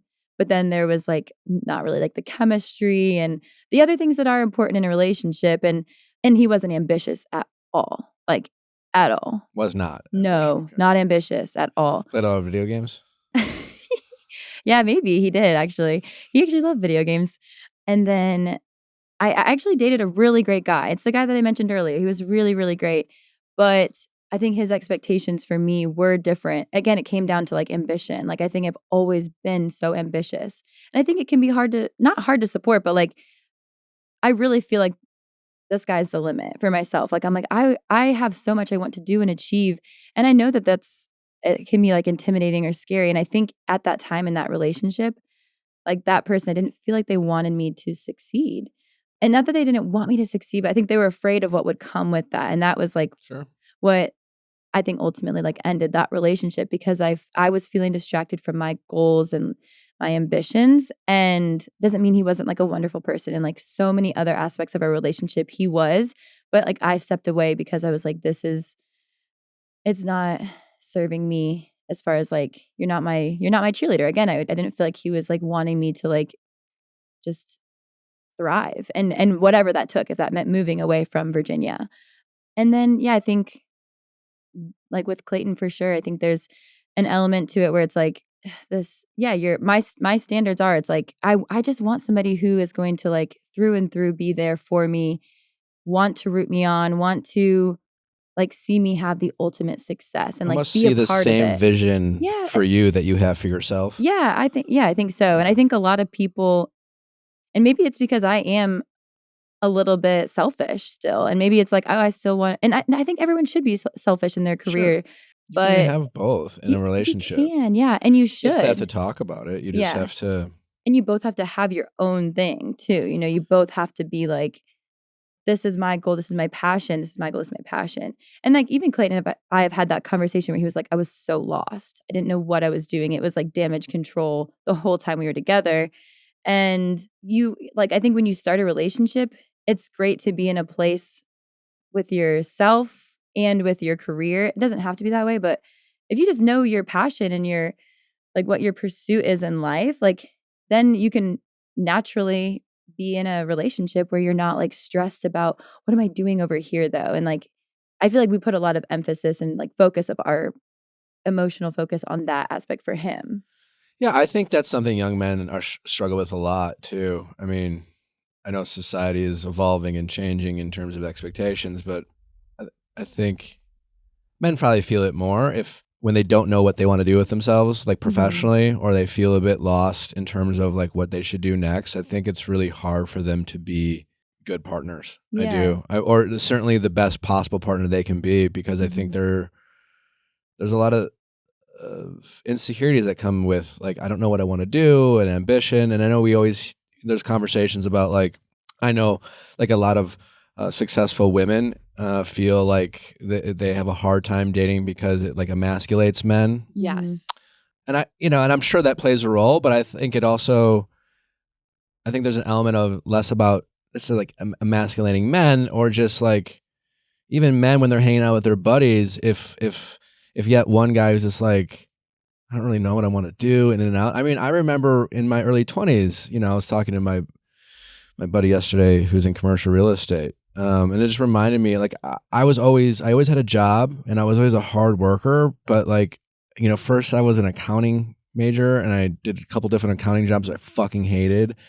And I left that and got into, and so in my mid early 20s, I was just like, I don't know what the fuck I want to do. Like, what is this? Is this the rest of my life? It was a very kind of scary feeling. And then, then the whole Bachelor stuff happened. I took a lot of risks. And when you're going through those kind of phases in your life, it's like, I've always enjoyed and welcomed competition. So I've embraced it, but it's, it's easy to compare yourself to your friends and peers who are having great success. And so in a romantic relationship, I don't know if it's as much as about like gender, or it's just like, she's a woman and she makes more money than me. I'm sure that definitely plays a role. I'm sure there's a lot of guys who let that get to them, but I also think there's just an element of like, it just bothers them in general, whoever it is. And if you're the romantic partner, you're obviously seeing them the most. They see your success most often, and I think that can, if you're not matched, kind of like where you see yourself or your confidence in what you want to do and your stability and other aspects of your life, I think that really puts a lot of stress on any relationship. Yeah, I would agree with that. I think that probably plays true. And also like coming onto The Bachelor, like I had a business. I had kind of like my thing, like a career. Yeah. And Clayton definitely had a career, but he wasn't passionate about it. Like where I studied film in college, like I've always wanted to do something in it. And so I was finally doing what I loved. And you had a goal, right? Almost. Like you had the career, the photography. Yeah. But that career, I'm getting the impression like you had so much more to achieve in that career, like this goal and that passion. Yes. Where a lot of people, like in Clayton's shoes, or even myself when I was a younger man, when you're in med device sales, it's like that's a job. Yeah. And if you go and be the Bachelor, you're thinking, I want to align my passions with like a job and like use this platform that's gifted to me in something I love to do. Like that's the dream. And you had that with like, weddings, cinematography. There's some, Bachelor, there's a fit here. I can really work with this. I can dive into this passion that I have. Yeah. It's certainly helped, and it certainly has been great for my career. Yeah. And I think that's a part of what is exciting when you do come off the show. And like, if you've come off the show and like Clayton and I, you find love, what an exciting time to be like, I'm going to pursue something. I'm going to make something of this. And we have each other. Like that is truly so exciting, so wonderful.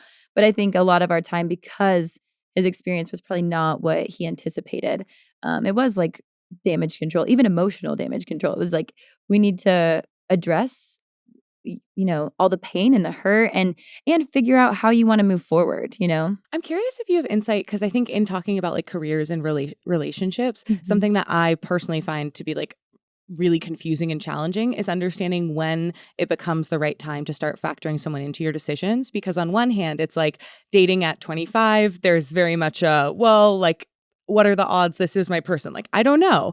And so it would feel really foolish, or I think there's like such a narrative of like not letting a man or a partner like stifle your goals and ambitions. But then there's also but ultimately when I have a family, like I want it to be a family I've made sacrifices for, that I take into account in all my decisions, that are like where there's a partner who I go to bat for, just like I expect them to go to bat for me. And that involves making sacrifices sometimes. So like when you're at that stage where it's like you can't necessarily tell like what the right level of sacrifice to make is, or when you start like welcoming someone into that like kind of decision room, like how have you navigated that? So I moved to Japan at 22 when I was dating the really nice guy that wasn't ambitious. And I didn't think twice about it. I was like, 100% I'm going. I have a contract in Tokyo, Japan for a year. Absolutely, I'm going. Because at that point, I knew, like in my mind, I was like, this guy is, anytime we do a trip or anything, it's on me. Like he didn't have the, and we were young. So like 22, I know, I get it. But I was like, I was out hustling. Like I was a production assistant. I was a waitress. I was working Craigslist jobs. Like I was hustling. And I was like, I want to do something. I want to make something. And he was working like 20 hours a week. It was like, I don't think it's healthy to work more than 20 hours a week. And I was like, oh, huh? I would, yeah. He's like, I would, yeah, I know. Which How old was he? We were 22. So we had just graduated. He was a college boyfriend. Is that the norm these days with like people? In the book, The Defining Decade, like the psychologist who wrote it talks a lot about being underemployed in your 20s and how sometimes being underemployed is almost more damaging than being unemployed, because there's this like kind of facade of like, oh, well, I do have a job, versus like unemployment. Right. There's so much of a stigma with it that it's like, this needs to change, versus underemployed. You can kind of coast a little bit more and like convince yourself it's okay. Yeah. So I'm just like the mentality that 20 hours a week is healthy. Right. And versus well, I think 50 or 60 if you like are a grinder. I mean, I don't know if that's sustainable. I know 40 is but yeah, man. I know. And I think that if you can live a lifestyle where working 20 hours a week and then the rest of your life is to enjoy, like that is freaking amazing. Like that would be a dream, but then I would think of it as like, oh, 20 hours of work, then I can use the rest of this time to do what I'm passionate about. You know what I mean? Like if you could make that balance, that would be sick. But when I'm taking this guy on trips with me, or, paying for all of our dates and stuff like that, I was like, well, okay, maybe it's not healthy for you, but if you want to like continue this lifestyle, like you're going to have to do a little more work. Mm-hmm. Yeah. So when I moved, he was like, well, I'll come out once I can save enough money and we'll get a place together. But I was like, well, I have a place to live. So I'm not going to like move from that place. And I was in a home with like other people and stuff like that. And I mean, I just was like, I put the ball in his court, because I was like, he is not going to do it. I knew it. I was like, there's no way he can afford to come out to Tokyo. And I'm happy to continue this relationship. And we tried, but I just knew, I was like, this is never going to work, because I'm going to be there for 14 months. You don't want to work more than 20 hours a week. And I'm not going to like sacrifice my housing situation and drop everything when you finally come out to live. But I feel like I guess at that point, I wasn't taking the relationship that seriously, because if I were, then I would have been all about it. And I would have been like, yeah, when he comes out, we'll find a place together, whatever. But I knew I couldn't like trust in him to make that happen. But I think now if I found somebody and I had like a really cool opportunity, like I worked at Disney in Japan. So it was a cool opportunity. It wasn't like a major career move, but it was a great life move. Like I learned a lot. I grew a lot. And I'm so glad I did it. But I don't know that I would pick up and leave if I met like the man of my dreams tomorrow. Maybe not tomorrow. And we like went on a few dates and I was like, this could be my person. Like I probably wouldn't pick up and move to an entirely new country, like start over, start fresh. But I'm just looking for more stability in my life in general right now. So it might just be I get the sense that your new person, whenever you meet them, is going to be established. Yeah, that would be cool. And capable of capable of still prioritizing what they want, but prioritizing you and being your cheerleader and I'm sure it sounds like you will always do that in your relationship, but it sounds like your person will be, when it comes to like, what do you do and what do you want to do? Those will be easy answers for them to answer. And I feel like that's, and I think your person will also will match your work ethic. Yeah. I think work ethic is a huge part of it. I don't care like what you make, whatever, but like if you're working day in, day out and you're passionate, like that to me is so attractive. And I think that people like that ultimately have success. Like I believe that. I'm like, if you put in the work and you're passionate, like you're going to figure out where you're aligned and things will fall into place. I really do think that. So it's more about work ethic and ambition, passion. Well, because, going back to thinking about, just imagine how emotionally taxing it is to be in your 20s these days, regardless, say if you're a young man and not knowing what you're doing or not knowing what you want to do or doing something you don't love.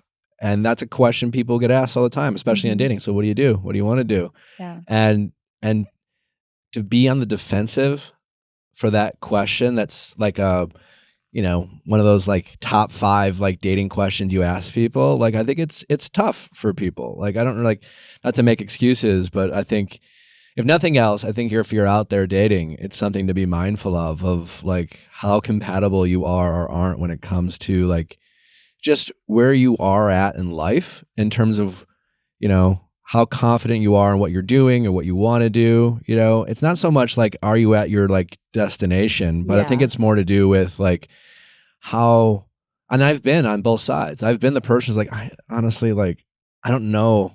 Everything's just kind of up for grabs these days. And that can be fun and exciting, but that was really hard for me to be in a relationship with that state of mind. And I think people who try, they meet those challenges in those relationships. Yeah.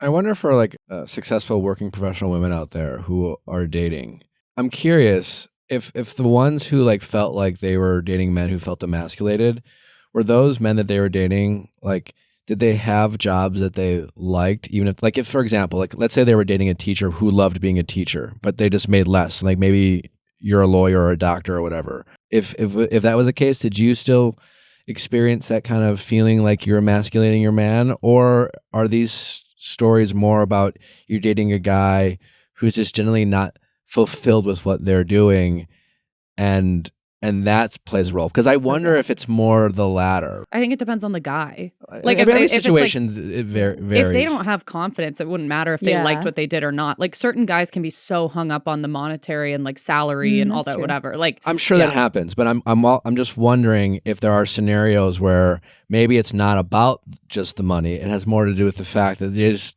don't know.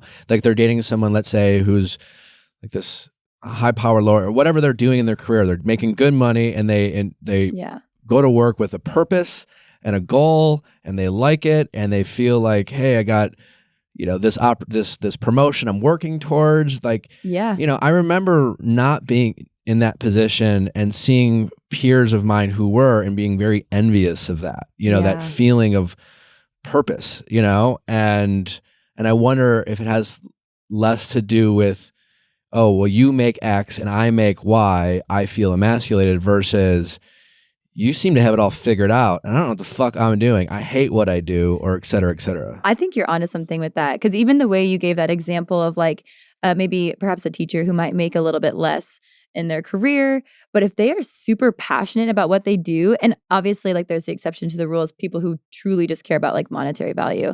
But 100%, I have met some like dude teachers that like love what they do. And I think I've been attracted to those. I'm thinking of 2 guys in particular because they loved what they did and they were super passionate. And then they were so interested in me. And I was like, I don't know. I thought that was like very cool. It's funny you gave that example because I immediately thought of 2 dudes who I was like, oh, they were very like passionate about their work. They loved what they did. Yeah. And like there was no like weird vibes. If you're out there, if you're a woman and you have if you've experienced this feeling before, I would try to find someone who, regardless of what they make less, they're a coach, a teacher, I don't know, whatever they seem to really like it. Passionate. They like what they do, and I wonder if they would experience the same thing versus someone who is stuck in a job. And makes less. And I feel makes like less, that yeah. could be a recipe for disaster. Yeah, because in that situation, like all they kind of have in this, like being stuck in a job, is like money. Like Yeah. that's the thing. Like that's the Exactly. only That's thing that the they're only getting out thing, of it. and that money, yeah. And then you find someone who's like absolutely trumping that, and they have this like Yeah. personal fulfillment. I bet Yeah. that's so. yeah. I think Yeah. that's the key to life, like finding something, personal fulfillment, that thing that like brings you to life that you can be joyous about. Like that, I really think that's how you find happiness in life. And if you're happy, then who cares? It's like, okay, I don't make a lot of money. Obviously, we all love money, but like, Yeah, but I wonder At if the end there's of the something day, there. yeah, I think because I there- think there just is. saying, There is. oh, like every guy I've dated yeah, is emasculated. Again, I'm sure that tracks, but I'd just be mindful of the people you date. And it's like, when you go on a date, they say, how do they talk about their ex? Or how do they talk about a past employer? How do they talk about what they do now and what they love, or how their happiness, like how happy or satisfied or fulfilled do they feel about other aspects of their lives when you Yeah. meet them? Because if they're constantly like, oh, I don't like this, I don't like that, well, A question that I've started asking in my matchmaking calls when I'm screening people is, how much does your work inform your identity? Because I think I think questions like that are also like really get to the meat of like, does someone feel like this is something they like clock in, clock out, or is this something that like feels connected to them on a deeper level? Ooh, I like that. That is so Yes. good. Anybody borrow it? Yeah, that's really good. before we do texting office hours, let's do. I want to talk AI and Katie Holmes, but also tomorrow, all about the Royals. We're talking. It's the best day of my life. Allie's gonna really thrive this Allie's episode. gonna pop off. I'm This gonna is wear really- a hat. This really- is the full moon This to is really- her werewolf royal It's really persona. Allie's day, but we'll be breaking Okay. down the Harry and Meghan documentary. I'm in. I've watched you. it. We've been waiting. I'm in. I'm very invested. I have lots of thoughts, of lots of opinions. It really is the best reality TV out there. Huh. Hmm. Okay. Hot take. Because it's real. Tara Schuster is with us, author of Buy Yourself the Fucking Lilies, also former Comedy Central executive. Will be breaking down the episodes with us, talking about her book, but really getting into the meat and potatoes of Harry and Meghan. I'm really, if you have any interest in reality TV or the Royals, Allie will be really taking us through it, and then we will be getting. She's a royal expert. We'll have her bringing in our expert, and then Tara and myself thing and about Amanda me. will be giving our commentary. So that is tomorrow on Going Deeper. Did you guys see Katie Holmes at the red carpet? Yeah, we did. Oh my God. I The have it fit. pulled I up. really thought it truly looked like a photo from 2002. It was trippy. Did anyone ask her about the outfit? Oh, do we have a picture? Yeah. Did you not see this, Susie? Well, I saw it briefly over there a moment ago. So I'm just curious, when people go to red carpets, do they pretty much always have a stylist? What do you mean? Like, does somebody usually style you when you go to a red carpet event for the No. most part? Well, depends who you go with. Okay. The stuff like most of our peers do. No, like something like this. Like, this. yeah. Oh, well, Katie Holmes, you Yeah. would think she would have a stylist. Well, that's what I'm wondering. Like, was this styled by somebody? I mean, what a look. It's the shoes for me. Oh, so anyway, yeah. I mean, yeah, Katie Holmes, you'd think she'd have a stylist. I mean, it was like the iHeart. It's It Jingle was Ball. Jingle Ball. Yeah. Jingle Ball. At Madison Square Garden. I'm surprised she was at Jingle Ball at Madison. Maybe there's a performing artist. that She was- really just wanted to hear Jack sing Victoria's Secret. You know what? We might be totally off on this. Like, this might be what's coming back. But Oh, for yeah, But you guys- maybe. you know what I comments, mean? people have been commenting Are like, people- no, I refuse to go back. I know. Like people, I know. yeah. People are up in arms, I'm So sure. this is like a dress with like ripped jeans underneath. I mean, it's technically a top. It's just long. And this look was popular. It was. Oh, yeah. The jeans absolutely. under the skirt look, it was a moment. Oh, yeah. Right. Yeah. Like, she might be a little bit ahead of her time. Like, we might be thinking, oh, this is a throwback, but she might actually be From the She's future. in From the future. 3022. She actually might be from the future on Well, this. I mean, it's 20 years ago and it's popular. So like Exactly. it's It's about time it like rolls back around. Yeah, I don't think it goes in like, I don't think the fashion goes in a circle. I think it goes in like a rubber band where it like, do you know what I mean? So instead of Interesting. going like jumping back to like, let's say the 60s, it's going to go like teens, 10s, 90s, 80s. Oh, Like instead of being like, it's like boop, boop. Snake draft. interesting. Wow. Interesting. Okay. That's my right. theory. All right. But I You heard also it here first. I feel like it reminds me a lot of like the Hannah Montana like Disney Channel Yeah. era. Was there a specific? She needs a Reminds shirt me of underneath Dawson's that shirt. Creek. Yes, a layer. Yes, you have to like reverse Dawson's layer where Creek. you put the cami on top of the t-shirt. Yeah. What? Also, Why? just good on Katie Holmes. I mean, like most people would believe it's a photo from 20 years ago. Yeah. And everyone's saying like skincare on par. Like look at her go. Yeah. What one like Y2K trend would you either be like most upset if it came back, or would you lead the charge on bringing back? Upset hemp necklaces. Oh my god. Oh no. I used Remember to those? love those. Ah, so did I. Yeah. I don't want them coming back. I used to do them myself. You're talking about like the ones that were like Yeah, there's like woven. Oh, yeah. the woven like Yes. hemp necklaces or bracelets Oh, for I was sure. big into that. With their like ratty bracelet they wear Yeah. for 18 months. Yes. Yeah, that's I don't funny. need that coming back. What would I want coming back? Can we talk chunky waist belts? Oh, Do Do you remember interesting. do you remember when there used to like really bold brash patterned No, my belts? sister definitely had like a silver metallic belt. Oh my God. Yeah. I used to love to go to my sister's closet. It was like a teal purse with a bedazzled peace sign and Yes. like just, I don't even know, wet seal t-shirts Yes. with like giant belts. Do you remember the sequins belts? They were like No. sequins and then they would like all clamp in the middle. They were huge when I was like middle school. Yeah. Bubble skirts. Remember What are bubble bubble skirts? It's like when I would like Limited 2 had a chokehold Yes, on me me. too. Like, That's what I'm talking about Yeah, right now. The yeah. belt. The limited the store. but it No, was for girls. it's called Limited, Limited 2. 2. It was for little Not the girls. limited.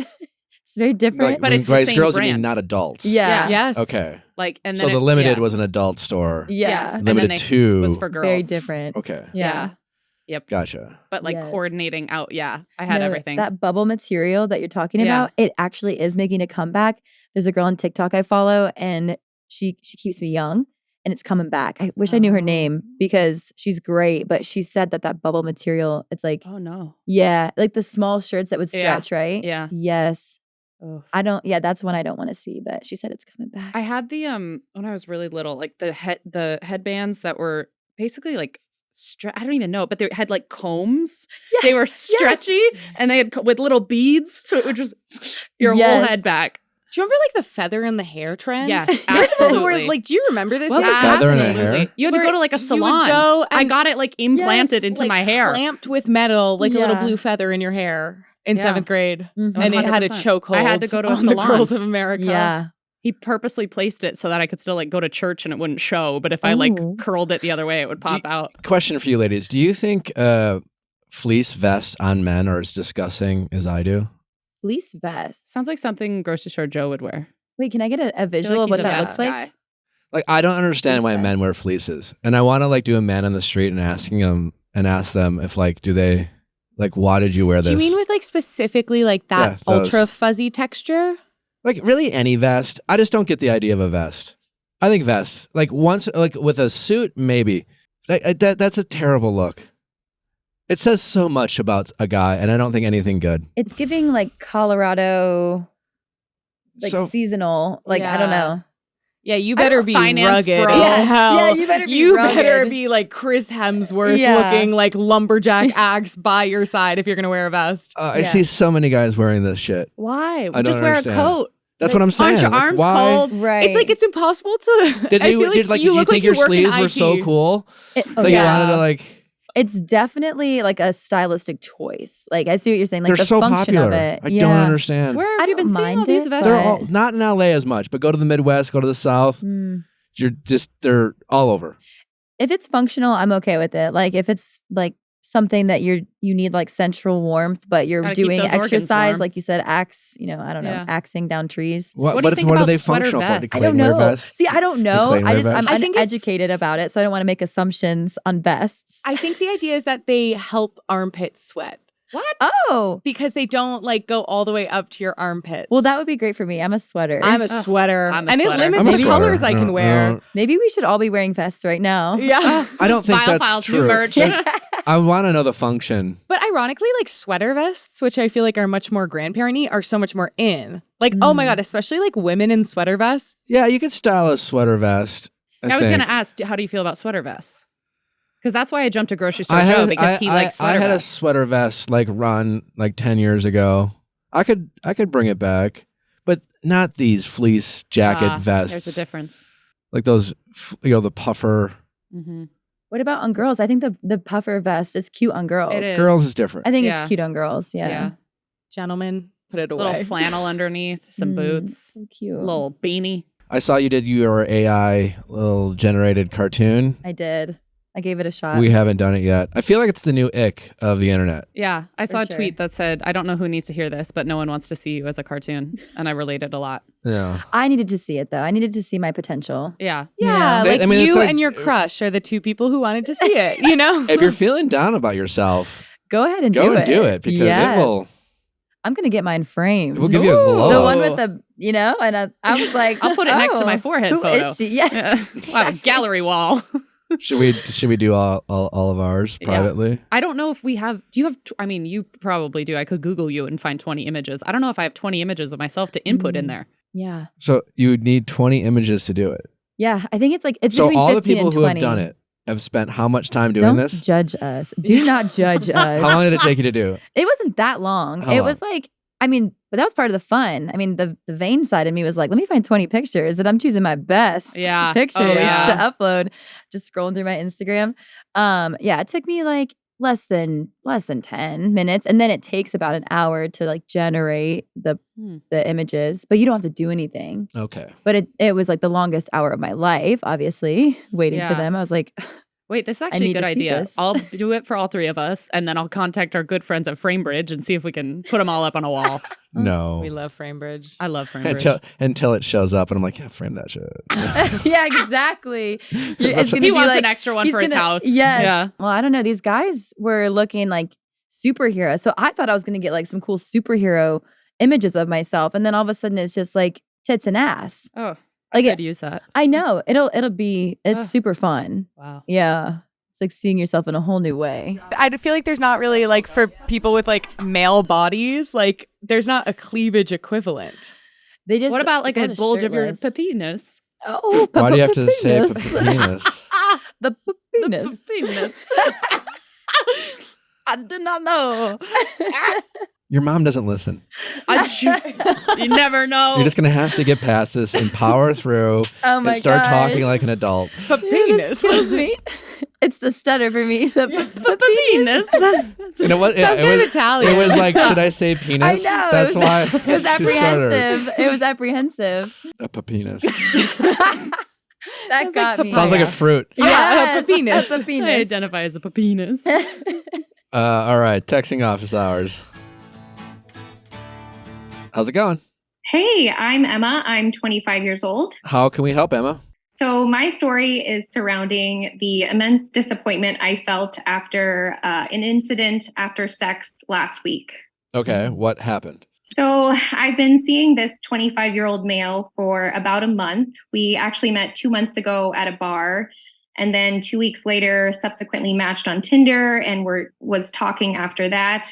I met up with him again about a month ago. Our typical encounters since then have been me inviting him over, us chatting over drinks for a couple hours, me making dinner, and then us having sex. But last Wednesday was a little different. I actually spent almost all day with him. He had made plans to take me to lunch. We came back to mine. We went out for drinks after that, and then came back, made dinner, and then we had sex.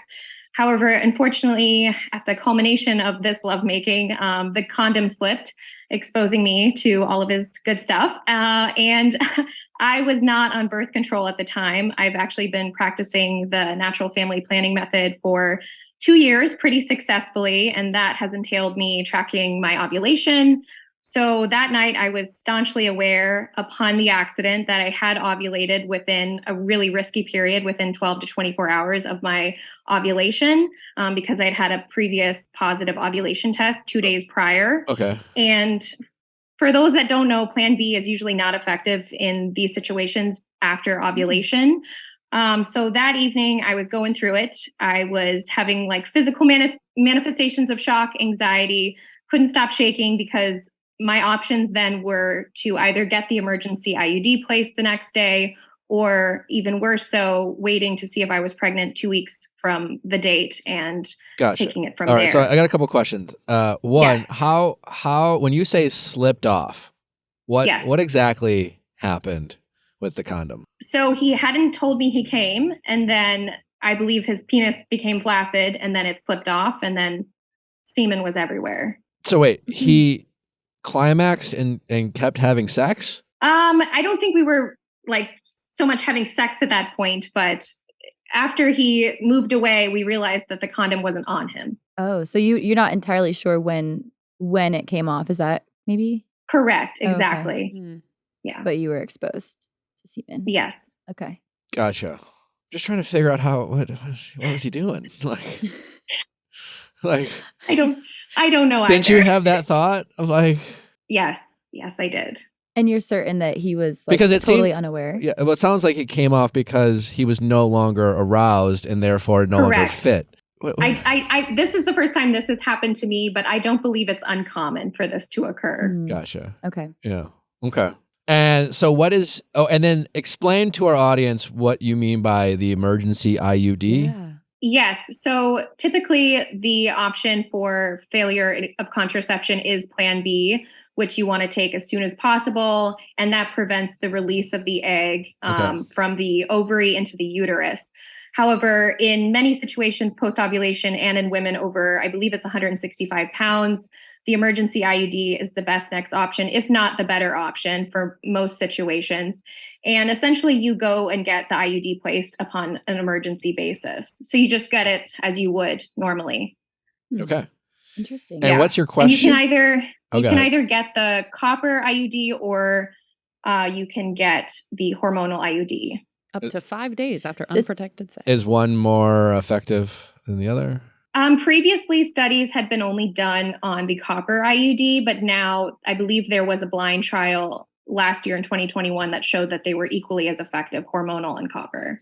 And did you make a decision? I don't know if I missed that. Did you Yeah. make a decision? Yes. So I then I woke up promptly at 7 a.m., started calling all the clinics in my area. I have 3 kind of reproductive clinics, and 2 out of the 3 would not provide me with the emergency IUD, but 1 fortunately did. And I ended up getting the IUD that morning. Okay. Is it a Yep. invasive procedure? Is it not? Is it? It's very unpleasant. It's Okay. very different for many women. Essentially, they clamp onto the cervix and then measure your cervix with a rod and then place the IUD. Okay. The procedure itself takes less than 10 minutes. Sounds terrible. But Yeah. it's terrible. You have to take 800 milligrams of ibuprofen. They give you a heating pack. Many women pass out.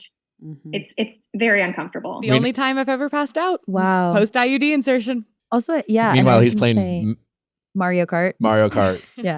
with his yeah, buddies. Yeah. I was making all of these calls for 2 hours and he was lying in bed on his phone. Yeah. Also, I feel like I should Yeah. say, like, I'm so sorry you had this experience in general. Like, that can be kind of traumatic and scary. And you're doing natural family planning. So I'm sure you are like, you know, you take pride in being able to like have control over your body and understand your body. So that sucks that you felt like you had to make that decision. What's Yeah. and so did he express any concern at all? Because I mean, 25-year-old me would have been Freaking out. freaking out. Yeah. Like, oh my, Same. or I mean, Even now. Yeah. Like- well, now. How about me? I would be. He did the night of, but essentially he was saying like, we'll figure it out, it'll be fine. Oh, It's also a ticking time. I'm like, Yeah. he's Yeah. acting Yeah. way too. like when? Yeah. Right. It would have been nice for him to like, So you were, Be just to proactive. clarify, you were making all of these calls to the clinics in front of him. Yes, So he knew. I And he wasn't sitting like there- offering to research or help you. Nothing. oh, So what's your question? So I guess to clarify, we have been kind of having this casual relationship. We haven't defined what it is. We don't have, at the moment, we haven't discussed exclusivity. I'm just wondering like what the expectations then are of a partner in situations like these. Am I right to be feeling disappointed about his reaction and his actions? Yes. yes. Yes. Yeah. Totally. Well, I guess I'll give what I would expect for myself and men, and then the ladies in the room can give their thoughts as well. I feel like, you know, these are tricky situations that I'm guessing your 25-year-old partner or whatever you want to call him, maybe maybe didn't experience. Maybe there's some immaturity, some awkwardness. You don't know what to say in a situation where you don't have much information. So I'm guessing that would be the excuse from him or other men. But the problem is like he should have been able to recognize your concern and your stress levels and the fact that it was a priority for you. And even if he didn't know much about it, to just show that he's empathizing with the situation and just offer help, even if it's like he knows he can't help kind of thing, because you might have been like, well, there's not much you can do because I know how to like Google, and I know like maybe he probably didn't know how to like research the clinics you should go to or what doctors or what healthcare, but just it was just more, it sounds like to me, just his whole body language, just his lack of empathy in the situation where you wanted to feel his consideration for the stakes that you were both dealing with. And I feel like that's incredibly fair. And I don't think you have to know what's going on to recognize that your partner is stressed and to show that, hey, I'm here for you, what can I do to help, as opposed to like, whatever, it's not a big deal, we'll get through it. Don't stress. Don't worry. Like no one makes someone worry more than telling them not to worry. That's annoying. So I think you definitely have a right to be frustrated. Any follow-ups or additions? I think it's easy to feel, and again, I just want to reiterate what Susie said, because this is such like a scary situation and also to go through this feeling alone while someone's sitting near you is even worse than probably doing it alone. And I think it's easy to think, oh, we have a casual relationship, or because of that, I don't get to have these expectations. But you could have met this guy last night. You could have had a one-night stand at a bar and this could have happened. And probably a lot of guys, I would hope, a lot of guys would have risen to the occasion, even if they didn't even know your last name. Like it has really nothing to do with what you've defined and what this situation is. The right guy would have been more proactive, been more helpful. And unfortunately, he just did not rise to the occasion, which sucks, but it just kind of points to you of who he is. And it really has nothing, like, I think he probably would have acted very similarly even if you had defined things or if you were in a relationship. It just sounds like he's not that proactive. He's not doing what you wanted him to do in that moment. He's not meeting you there. Did he offer to take you to the clinic? Yeah, he did. But I said I'd rather have a female accompany me. Okay. Well, I mean, he did do that. Yeah. I agree with everything y'all have said, like for sure. I think it says a lot about his character, though, that he wasn't like more helpful or more just considerate. Did he follow up afterward? Did he ask you how you were feeling or? Yeah, I sent in a screenshot of the text messages I sent, or I texted him, I got the IUD, and then I think like 2 hours later, he's like, how are you feeling? And then is he aware of how uncomfortable it is? Probably not. I don't even think most people know what IUD stands for. I didn't know. Yeah. Wow. Listen, it's not your job to coach any guy up. It's just not. That being said, it's just like, listen, we have these conversations a lot on this show, right? And, the show's mostly listened to by women. And it's very easy to be like, fuck him and blah, blah, blah. It's like, yeah. And listen, like it does, it certainly is a reflection of, character. I don't know, but certainly maturity. And I think that's fair to say. It's really up to you. I mean, I guess my point is, this aside, if you've been happy with everything else or you're exploring, you were interested in exploring other things, I think it would be hasty for you to just break things off without an explanation and just say, hey, you got bad character because of how you handled this. Unfortunately, I think, and we were talking about this earlier, I don't think men are becoming more mature in their early to mid 20s. I think they're becoming less and less mature. I think we are expecting less and less of our younger generations when it comes to these types of topics, certainly men. And so while I don't think it's your job, I think it might be an opportunity for you to just sit down with him and just explain to him how that experience made you feel without trying to make an accusation. It's just like, hey, I want to talk about what happened. Like, that was a lot for me. And first of all, and again, only if you feel this way, but some version of, I really like what we've had. This has been enjoyable, but that situation bothered me, and I'd like to talk to you about it because like I just want to make sure we're on the same page. Try to like use non-attacking language in terms of like, well, don't say like you did something that really bothered me, like the situation bothered me, and then kind of get into it. Say like, well, like listen, I would have liked for you to do X, Y, or Z. It would have been nice. Like it frustrated me that you weren't doing this, and see how he responds, because there's a good chance if you do it in a way where you kind of explain the situation, the procedure, what it's like, if he doesn't go, oh my God, I'm realizing now how much I dropped the ball in that situation. I'm realizing now how much I wasn't there for you. And I really hate, like when you put it in the context we're hearing it now, I'm wondering if he would have the same criticism of himself that we have for him. And there's a chance that he might. And I think we do have to be willing to at least try to have these conversations with our potential partners. And one, it's good practice to communicate these types of awkward, frustrating situations that are bound to happen in every relationship. Our partners, the only guarantee we have is that they will disappoint us at times. You know, he very much disappointed you here. And all we can do is see how we can communicate those frustrations and then see how they respond.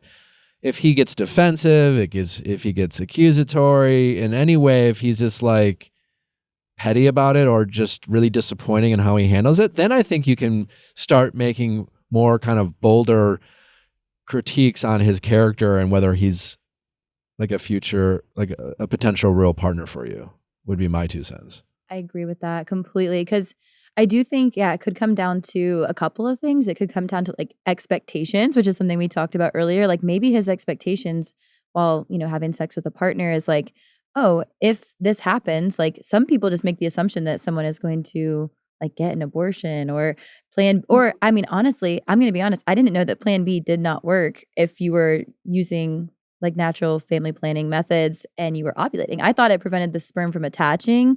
So that's actually something I learned today. But maybe that was his thought. Susie and I were very off. Yeah, we were talking before, like we were looking at your notes, and we just kept looking at each other as you were explaining. We were like, we did not know any of this. So he may have been unaware of like how serious it was, and then also like you're like sacrificing a piece of your body now, like by getting an IUD, like that's like something you didn't want to do.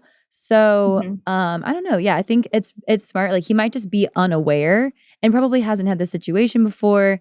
And obviously, because you are casual, you didn't have like a conversation about like what were to happen if we accidentally got pregnant. Like that's something that you don't normally have with a casual partner. So yeah, I think that's good advice to like bring up the conversation, give context, gauge his reaction.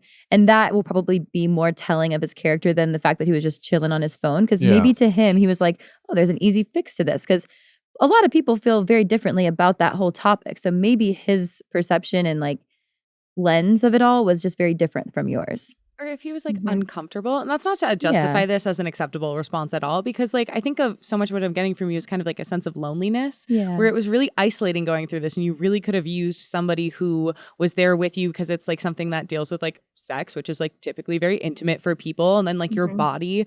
And so I imagine it must have just been like so challenging, like feeling so isolated and alone, and like, oh, how does this become only something I need to navigate? And so not to excuse his behavior at all, but I also wonder if part of it was just this like, I don't know what to do and I don't want to do something wrong, so I'm just gonna kind of like retreat, which again is like not supportive, and it's so valid for you to want a partner who will show up. But I think there's also maybe like the ignorance and like kind of fear that it might have instilled in him. And I guess and correct me if I'm wrong, but I'm guessing because you guys don't have this like established emotional connection, you're not like, you don't even know if you're boyfriend or girlfriend.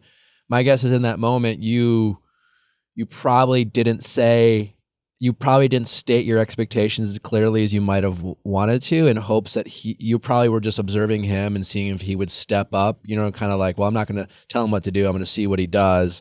And he didn't do anything. And then you were probably disappointed with that, right? Definitely. Yeah. Exactly. You know, and listen, hookup culture, it's messy. There are risks involved, you know, type of thing. And part of the risks are when situations like this happen, there's not a lot of baseline or rapport with these people to really have the types of honest communication that are required to avoid feeling the way that you feel now. So, you know, Are you still interested in this guy? I think so. I haven't seen him since that Wednesday last week. Okay. But we're supposed to see each other again today, and I was hoping to kind of communicate my feelings and how the situation felt for me. Yeah. I mean, it's always, I've given this example a couple times the past couple of weeks, but how we communicate, like this is the type of one of those situations that like you have the best intentions that could turn into a fight, you know? Mm-hmm. And I'm guessing you hope that it won't, and you're hoping for the best outcome. So just, you know, obviously you want to express yourself and you don't want to tiptoe around it, but just try to more like, hey, can we talk about something? I want to express how I felt. And I just like, I really, you know, give him the compliment first, you know, I like you kind of thing. But I was a little frustrated by the other night, and I just want to talk through it because, and maybe you're unaware of some things, but like, I don't want to feel like I can't talk to you about this stuff. I mean, and if you are having sex with someone, you should be able to talk about this stuff. Like that's just the bare minimum. So test his maturity level to talk about this type of intimacy and whether he can handle it. And I hope he really needs to be kind of, my hope for him and for you is that as soon as you bring this up, he's immediately like locked in, very engaged, and very like, I fucked up. I fucked Yeah. up. Mhm. Yeah. Mm-hmm. Because if he doesn't do that, I wouldn't cut him much slack. I agree. Yeah. Okay. If you lay it out for him and Yeah. explain these things to him, because I agree with Nick, like give him the an opportunity to do the right rise to the occasion. I take a shot every time I've said that this call, but Yeah. I agree with that. I think that after first hearing the story, I was like, oh, he's gone. Bye. Yeah. But then, Bye-bye. 86 and, him. yeah, and it's good you called in because honestly, when I heard you say, you know, give the context, I was like, honestly, yeah, like maybe like as a woman, we have this experience and we know what it feels like to be like, oh my gosh, am I Mhm. growing a baby? Like yeah. it's Mhm. terrifying if you're not ready for it. And men don't necessarily have that particular experience. So I do think like that was solid because it changed my opinion a little bit. Yeah, maybe just lead with kind of like the other night was really emotional for me and I wanted to talk about it. And I hope that you being vulnerable, like I just think in these situations I have learned either if you just say you're being vulnerable or express an insecurity or just, you know, lead with your vulnerability, it diffuses the chances of a fight. So if you're just like, hey, that experience was really emotional for me, I want to talk about it. He should be focused on the fact that you were vulnerable to talk about your emotions, and he should be receptive to that. Solid advice, Nick. And go from there. Perfect. Yeah, it's very nuanced too, because you know we want to expect more from from guys too. But we don't necessarily have the infrastructure of like knowing one another. Like I feel like it's kind of the paradox of hookup culture is that on one hand it's awesome and it's liberating and it's freeing, and there don't necessarily need to be these like strict order of events when it comes to developing closeness or intimacy with people. But conversely, it means that like you're engaging with this like level of intimacy without necessarily having that like emotional connection, and like the stakes of when things like, you know, in the 1 in 100 chance where something does go wrong, you're kind of left with that in very uncharted waters for two people. Also, maybe just have that conversation with him. If like, be like, hey man, I get you're wearing a condom, but maybe pull out before you climax and like make it clear. Yeah. Yeah, Like, for sure. A condom is not like it's not a shapeshifter, you know? Right. Yeah, it's like a seatbelt. Like you don't drive like a fucking It's not- maniac it's not a- just because you're wearing a seatbelt. Yeah. Like you still don't want to get in an accident. You Oh will my still gosh. die. Yeah. Yeah, it's like I got a condom. Like not condoms break, you know? Like It's not a I- parachute. It gosh. doesn't just like all encompass. I Oh my never gosh. trusted a condom in that department. Never trust a condom. Never Never trust a trust condom. a New merch. condom. Use New them, merch. but don't seen- trust them. I've seen some Hashtag. stuff happen. Yes. Yeah. I've never finished with a condom on if she wasn't on birth control. Smart. Mm. Like without Yeah. removing myself from the situation. Thank you for clarifying. This is nuts. That's This is smart. Nuts, kamikaze. It's just like literal nuts. Yeah. Anyways, this could be an opportunity for you guys to have a mature conversation around sex, around dating, you know, check in on what his maturity level is, his willingness to have these types of conversations. And then maybe this could open up the door for further conversations if you continue to get to know each other and keep having sex around your expectations around sex and dating, because it sounds like you weren't having a ton of these conversations.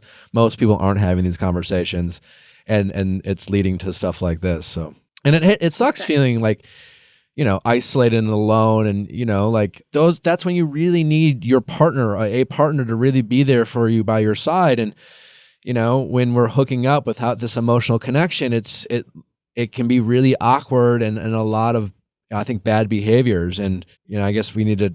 It's like, again, it's not your job, but I think people are only getting better when someone's coaching them up or communicating. Like paying it forward. Maybe you're paying it forward. One of the first things Nick gave me advice on when I started working for him, because I was like so over a guy. I was like, I'm done. He was like, you don't owe him anything. It's not your responsibility, but it could help him moving forward, and it could help the other women he meets down the road if you illuminate the situation a bit. So it's just like, decide for yourself. It's not your job, but we're trying to like better people out there, and we got to learn. Leave them somehow. better than you found them. Leave them. I always say that. I like always the have. woods. Pick up that trash. So, Yes. Well, I mean, now I can't get pregnant for 8 years, so that's great. Woo! wait, what? Wow. I think. Well, you could get it taken out, but That's true. Yeah. That's true. It's just another. Yeah. It's just occur. another. Wait, but explain to the, The IUD is in it's for a in while. there. It's in there. It's implanted It in your stays cervix. in for 8 years. 8 years, Yeah. and you can't Yes. get pregnant. Well, It's 99% effective. I do know correct. someone that got pregnant with an IUD. There is, because it's intrauterine, there is a risk if you were to get pregnant that the pregnancy would develop in the fallopian tube and be an ectopic pregnancy, which has high risk of Sure, yeah. needing operation. But otherwise, it's one of the most, if not the most effective Mhm. birth control Interesting. options. So for you, like now, you don't have to do the family. Are you just gonna stick with it? So to speak? You should still ovulate. It varies with women, but you should still ovulate with an IUD in place. It kind of just creates the uterus becomes inhospitable to sperm.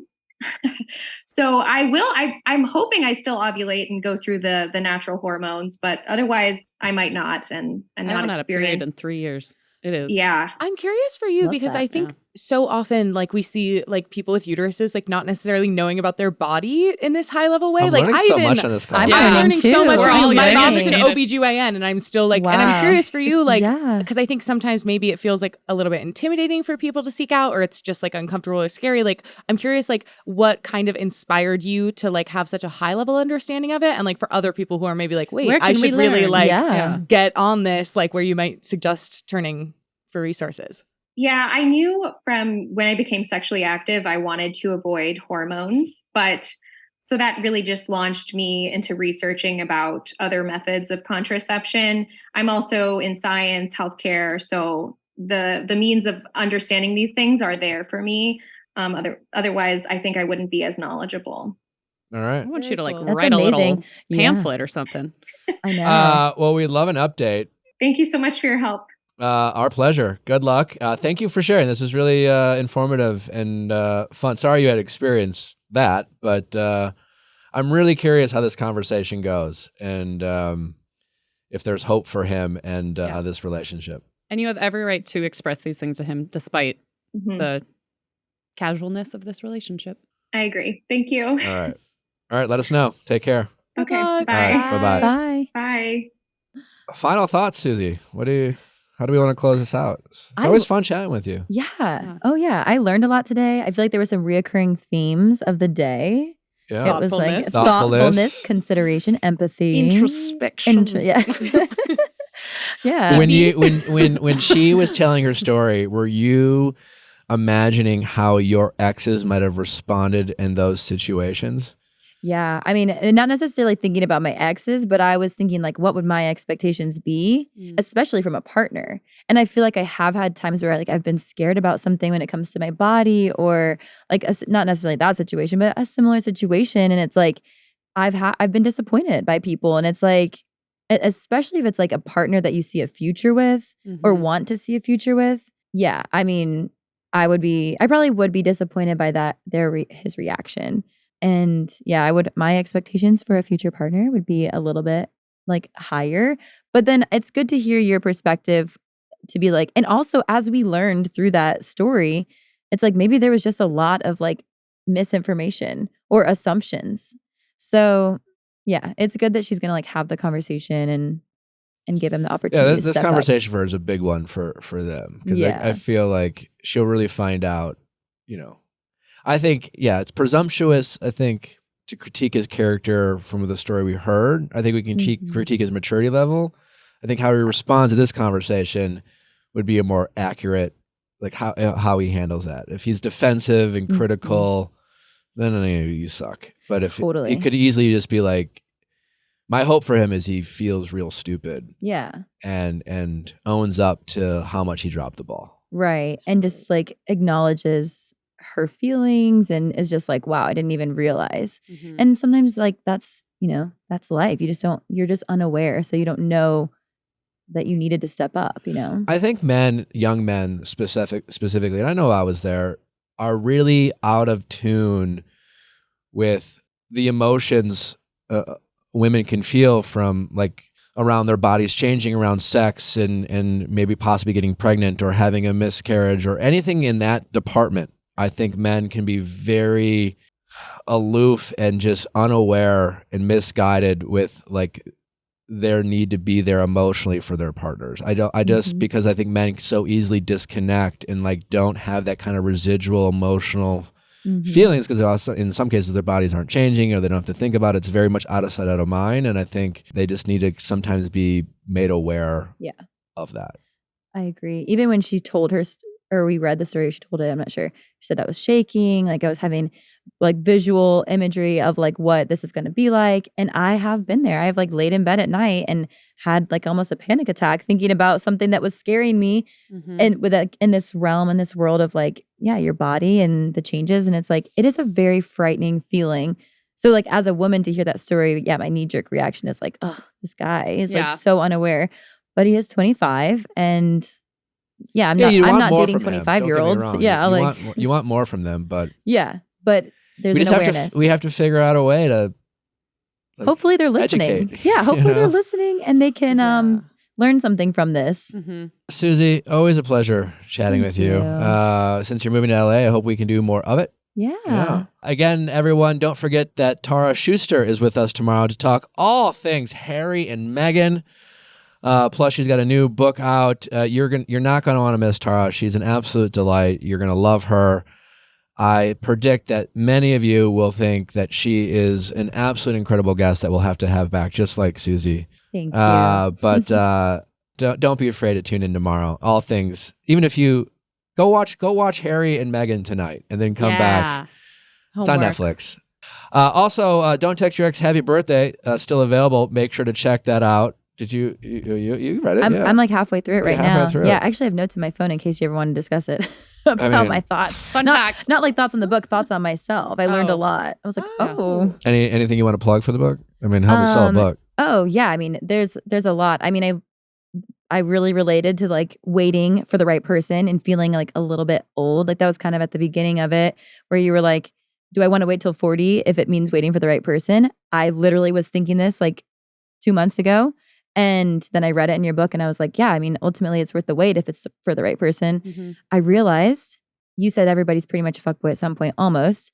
And not necessarily. That's like, I think if you're participating in hookup culture, you've been someone's fuckboy. And I really fought with that momentarily as I read it. And I was like, I've never been a fuckboy. I've never been a fuckboy. Then I realized I fuckboyed a fuckboy and then he fuckboyed me. Yes. A triangle. It's like the Spider-Men pointing at each other.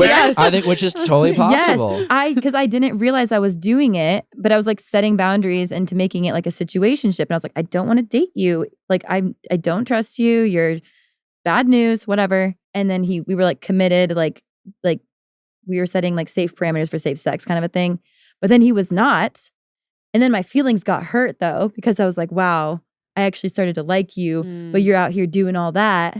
But then I was like, but I fuckboyed him to start. I really did. Like I was like allowing it to be like a situationship, even though I was like, I'm never going to date you.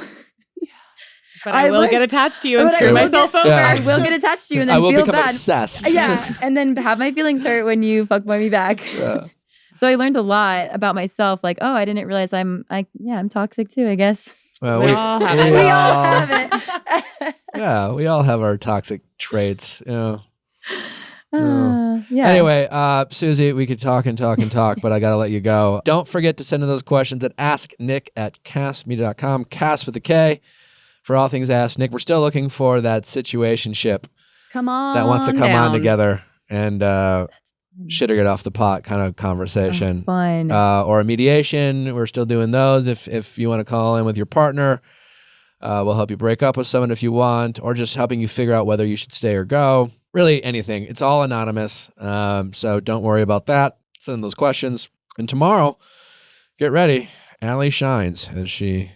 It's Allie's Super Bowl. It's Allie's Super Bowl as we talk the royal family, Meghan and Harry. If you ever wanted to see me at 4 a.m. watching a royal wedding, I don't you get can why now. Also, I have me rewatching it on YouTube. I don't Feel get why free. she's just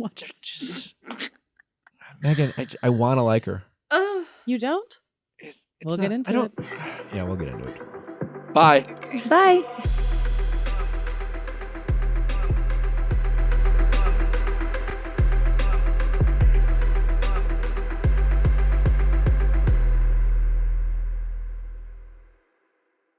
Hey guys, thanks for watching, but before you go, make sure you like, subscribe, and ring that bell so you don't miss any future videos like our Mondays Ask Nick for your favorite relationship stories and advice, and our Tuesday Bachelor recaps. See you next time.